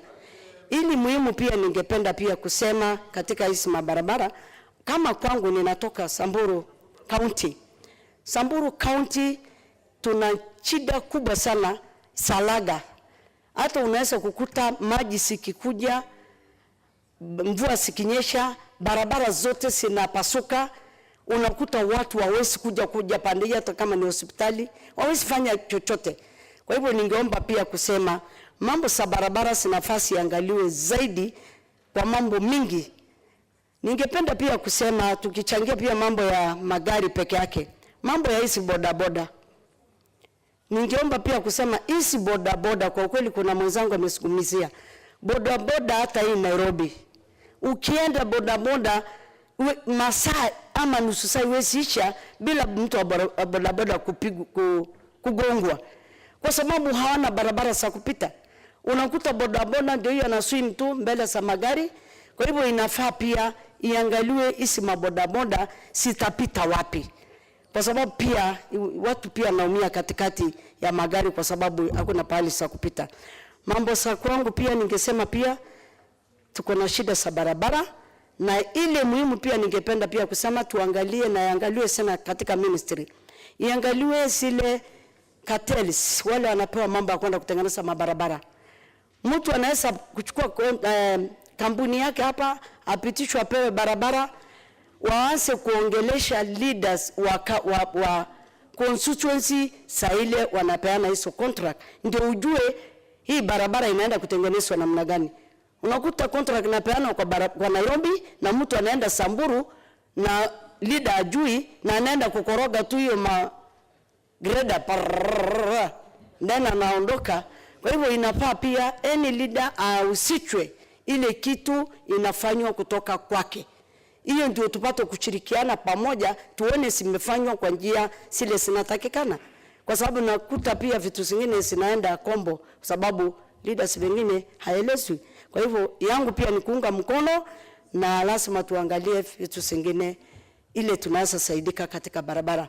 Na mimi nasema ndugu zangu wa NASA, tuwe pamoja. Hii nyumba tumechaguliwa tuwe pamoja kama leaders, tushirikiane, tufanye kazi ya wananchi. Asanteni, asante Mheshimiwa Spika kunipatia nafasi hii. Vema. We shall now have the Honorable Okume Adipo, member for Karachonyo.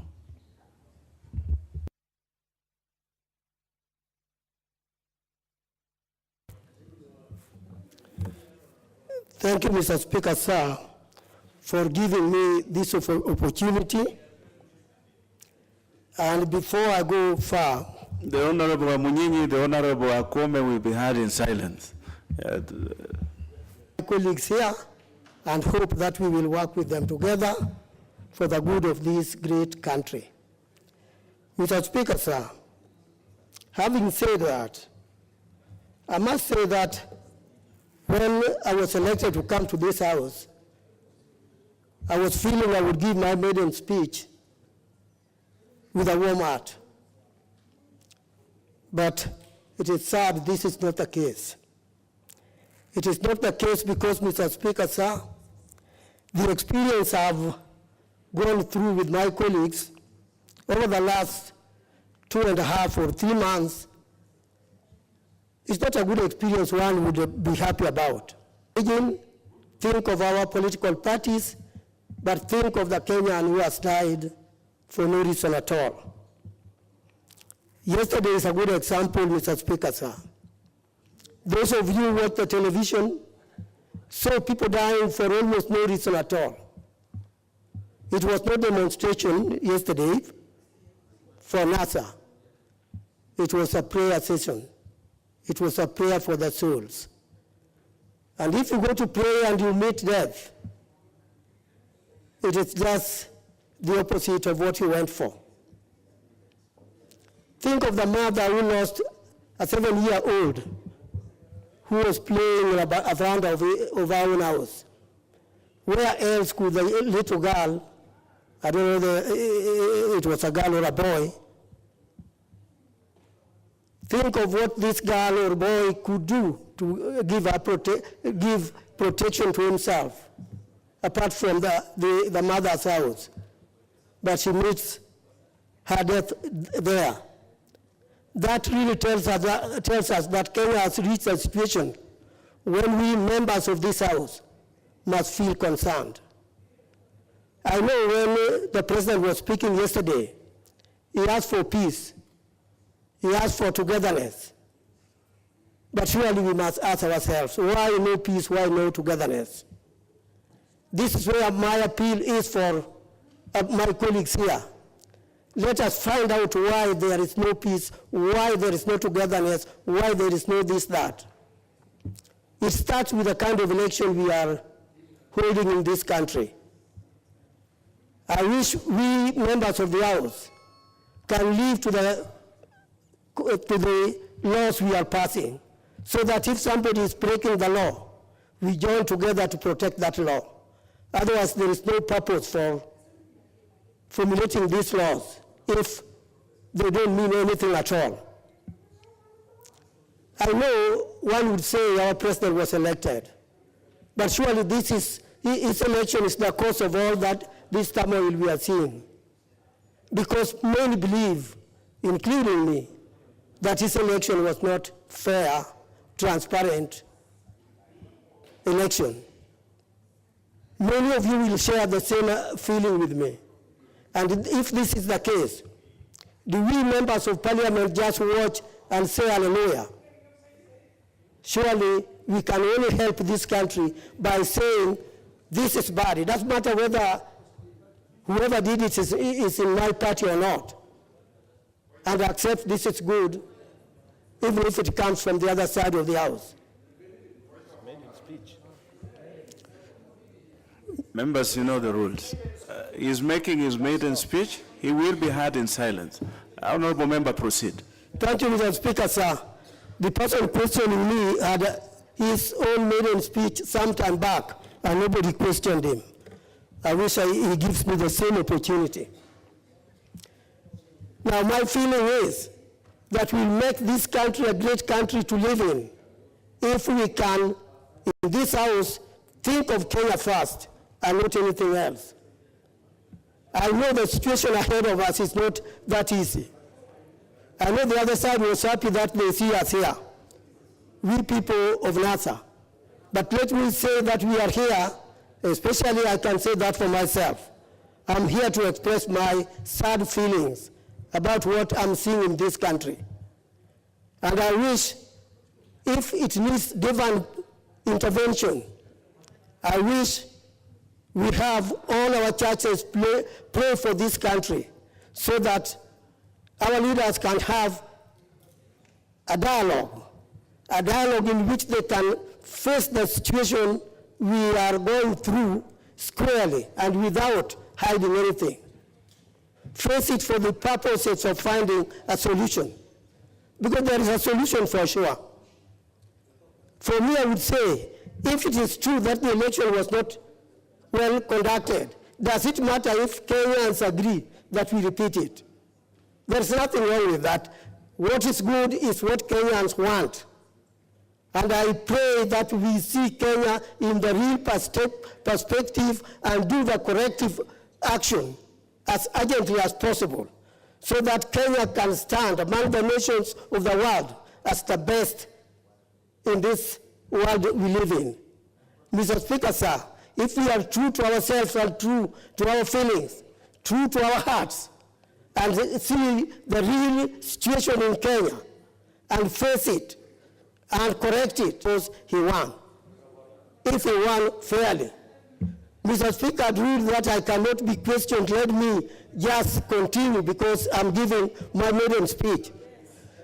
So, no, you are not going to control, you are not on chair. So, Mr. Speaker, sir, this is my prayer. This is my prayer. I want Kenya that anybody would love to live in. Kenya in which democracy and nothing else guides our future, guides our path, guides everything that we want to do, so that Kenya can be glorified by all of us, including those who wanted to ask me questions. Thank you, Mr. Speaker, sir. Honorable members, you know our rules. The honorable member was on his maiden feet, as it were, and is allowed to have his say without interruption. And sometimes I'll just ask members to, sometimes people will say things that may not be too agreeable to you. The Honorable Sankok. No, the Honorable Sankok, I've not given you the opportunity. I'm just advising you. I'm just advising you that sometimes things will be said that may not be too agreeable to you. But that is the nature of this House. We are all politicians, we have got opinions, we come from different divides. So sometimes people say things that may not be too pleasing to your ears, but we don't have to fight them. But very well, so that we can make progress, we shall have the member for Runyenjes.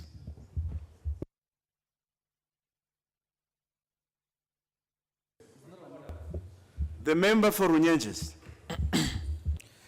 Thank you. Thank you very much, Mr. Speaker, for giving me the opportunity to contribute to this motion. But first and foremost, I wish to, first of all, congratulate His Excellency Uhuru Muigai Kenyatta and his deputy for being sworn in for a second term, and pledge support to them, that we will support them to deliver on their mandate. Coming back to the motion, I wish to thank the mover of this motion, the Honorable Julius K. Meli, for coming up with such a good idea, because the value of life cannot be underscored by anyone, and also the value of our properties. I happen, Mr. Speaker, to have had a situation that was so troubling, where one of my relatives was put into an ambulance, left the constituency of Runyenjes, and was brought here in Nairobi for treatment.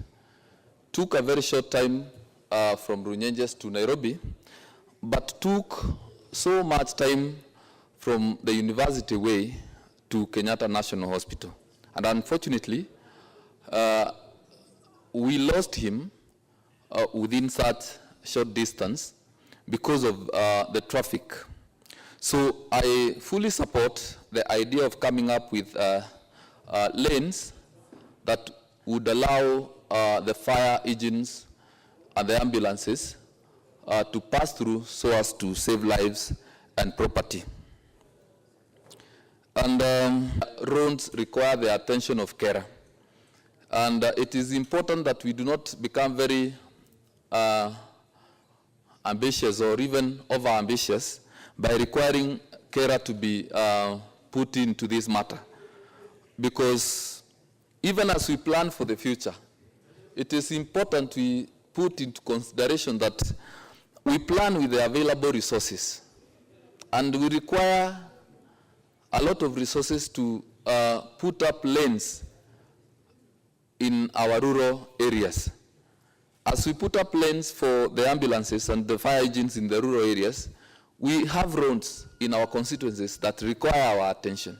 And so if we pass this motion without considering that eventually we will need resources to implement this, then we may not actually realize what we are looking for. So, Mr. Speaker, I rise to support this motion as it is, but request the Honorable Julius K. Meli to consider thinking about the rules that would govern the usage of the lanes. Thank you, Mr. Speaker.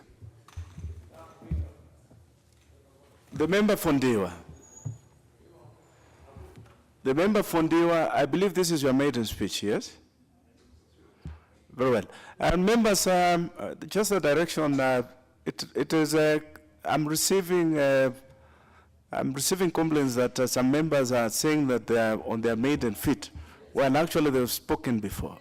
I think that would amount to abuse of the rules of the House. And if that is the case, then you know the consequences of that. The record of Parliament is a permanent record. So let us treat ourselves with dignity and grace and be honest with ourselves. The member for Ndiwa, this is your maiden speech. You shall be heard in silence.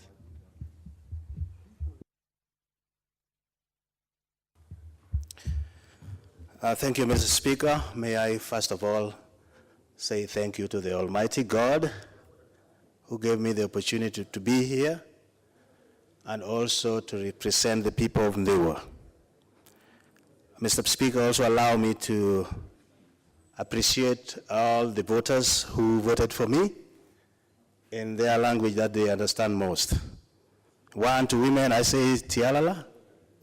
To all the men who came out and gathered the votes, I say tibim. And to all the seniors who braved the chilly weather, I say ikumi. The honorable member for Ndiwa, I would just like to, I don't want to interrupt you, but I'll just direct you to use parliamentary language, even as you make your maiden speech. So honored, so I will, but allow me also to say a few words for those who planted these fruits. As they say, when you pick up fruits, you also have to respect the people who planted it. I want to congratulate our first legislator, Ogudathon Gweno. Also, I want to congratulate Oshola Makanyengo the late, who was very effective in this house. I also want to honor Honorable Dero Joey, who followed. I also want to honor Honorable Tino Gingo. All these came from there and they did a wonderful job here. And on that note, I also want to send condolences. He has just lost his wife, Honorable Tino Gingo. Also allow me to say kudos to Honorable Wigolang, Honorable Tomo Bondo, Honorable Oro Jordan Sirikal, the late, who represented us effectively in this house. And also they meet my predecessor, Honorable Agostino Neto. Ndiwa is a very nice constituency, and I welcome all of you to visit us at one time or the other. As for the motion, I rise to oppose it. Mr. Speaker, life is important, whether it's in the urban area or the rural area. When we talk of additional lane, service lane, in Bindewa, I'm losing mothers, maternal death at the highest rate ever, and neonatal death in the highest rate ever. What would be done to help our traffic or road carnage should be what you said, Mr. Speaker, a very well thought, multifaceted agenda. You cannot fix the traffic jam in Nairobi or any other urban area by supplying hardware. What we have is the problem of behavior. I've witnessed with awe when ambulance is signaling to pass and motorists just stay on the steering, not even moved that there's an emergency. So my take on this, yes, it's a good motion, but it's not going to address the problem we have. We have to fix our behavioral problem first and also enforce the traffic laws. Then we can talk of additional lanes and service lanes. Mr. Speaker, I had an opportunity to live in the West. Once they hear the signal, everybody pull aside because they understand what emergency is. It doesn't matter how many lanes you're going to add to this. With the kind of prevailing behavior, they will still jam the road. And I think, Mr. Speaker, this motion, when it comes to bill, it will have cost to go with. There's a honorable member who said here that if we service this bill, when it comes to bill, with the cost that it carries, then even the rural roads will suffer. Let us face it, we don't have much money. And at the moment, there are constructions going on in these urban areas, expansion of the roads. If those are what to be used as service roads there, yes. But if you are going to add additional roads, there's no money. So my take is, let us review the traffic jams, the road carnage in a multi-sectoral manner so that we have a multifaceted approach in dealing with it. So I oppose this bill. Mr. Speaker, allow me also to say a few words about what's going on in our country.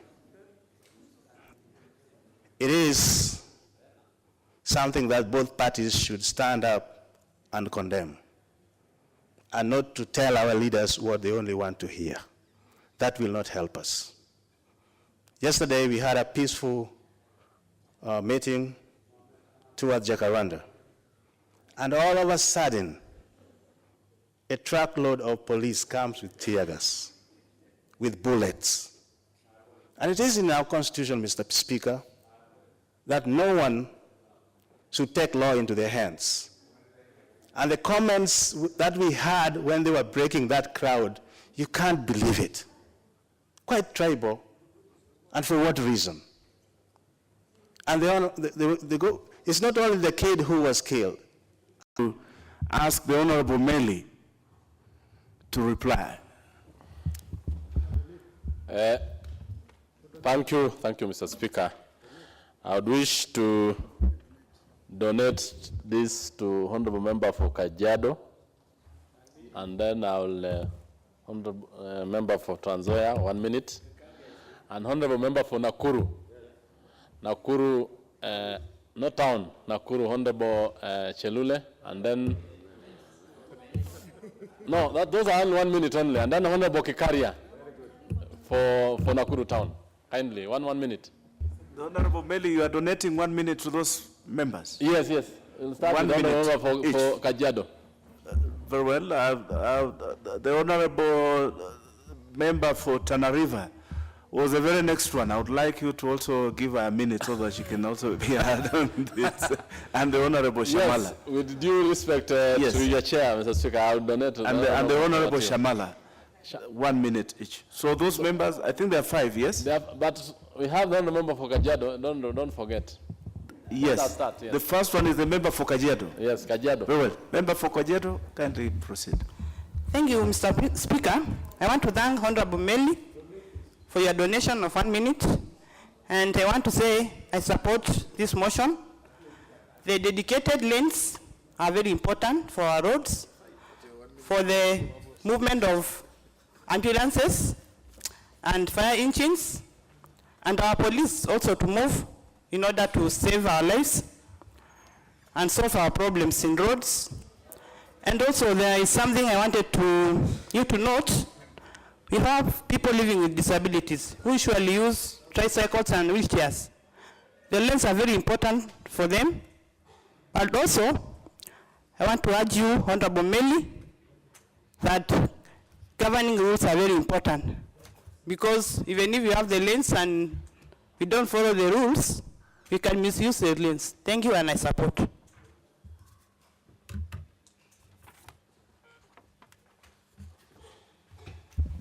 Very well. The next member was? Asante Mheshimiwa Spika. Ningependa kuchukua nafasi hii pia kumshukuru mwenzangu. Chini. Honorable member, your minute is gone. The Honorable Shamala.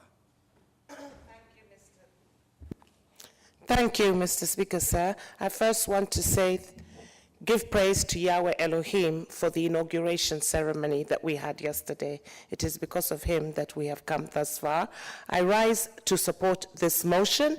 I agree that traffic pollution is a great danger, not only to time, but even to the health of our citizens and the people who plow those routes. Indeed, I agree with this motion for Honorable Meli, and I hope and pray that you will look at it holistically and take a multi-sectoral approach, because not only should it be an emergency lane, but also a breakdown lane. We must also look at the issue of light rails and technology when it comes to enforcing penalties for traffic offenders. Very well. The Honorable Meli, you have a minute to just wind up. Thank you, Mr. Speaker. I want to thank all honorable members for wonderful contributions, for actually bringing a lot of insight into this bill. This is a very important motion. And as I indicated earlier on, I'm moving on to develop a bill so that it will have the multi-sectoral approach to it and ensure that our emergency services like roads, the police, and the fire brigade are actually assisted. I want to thank all the honorable members for their contribution and good output. Thank you, Mr. Speaker. I reply to the motion. Very well. Honorable members,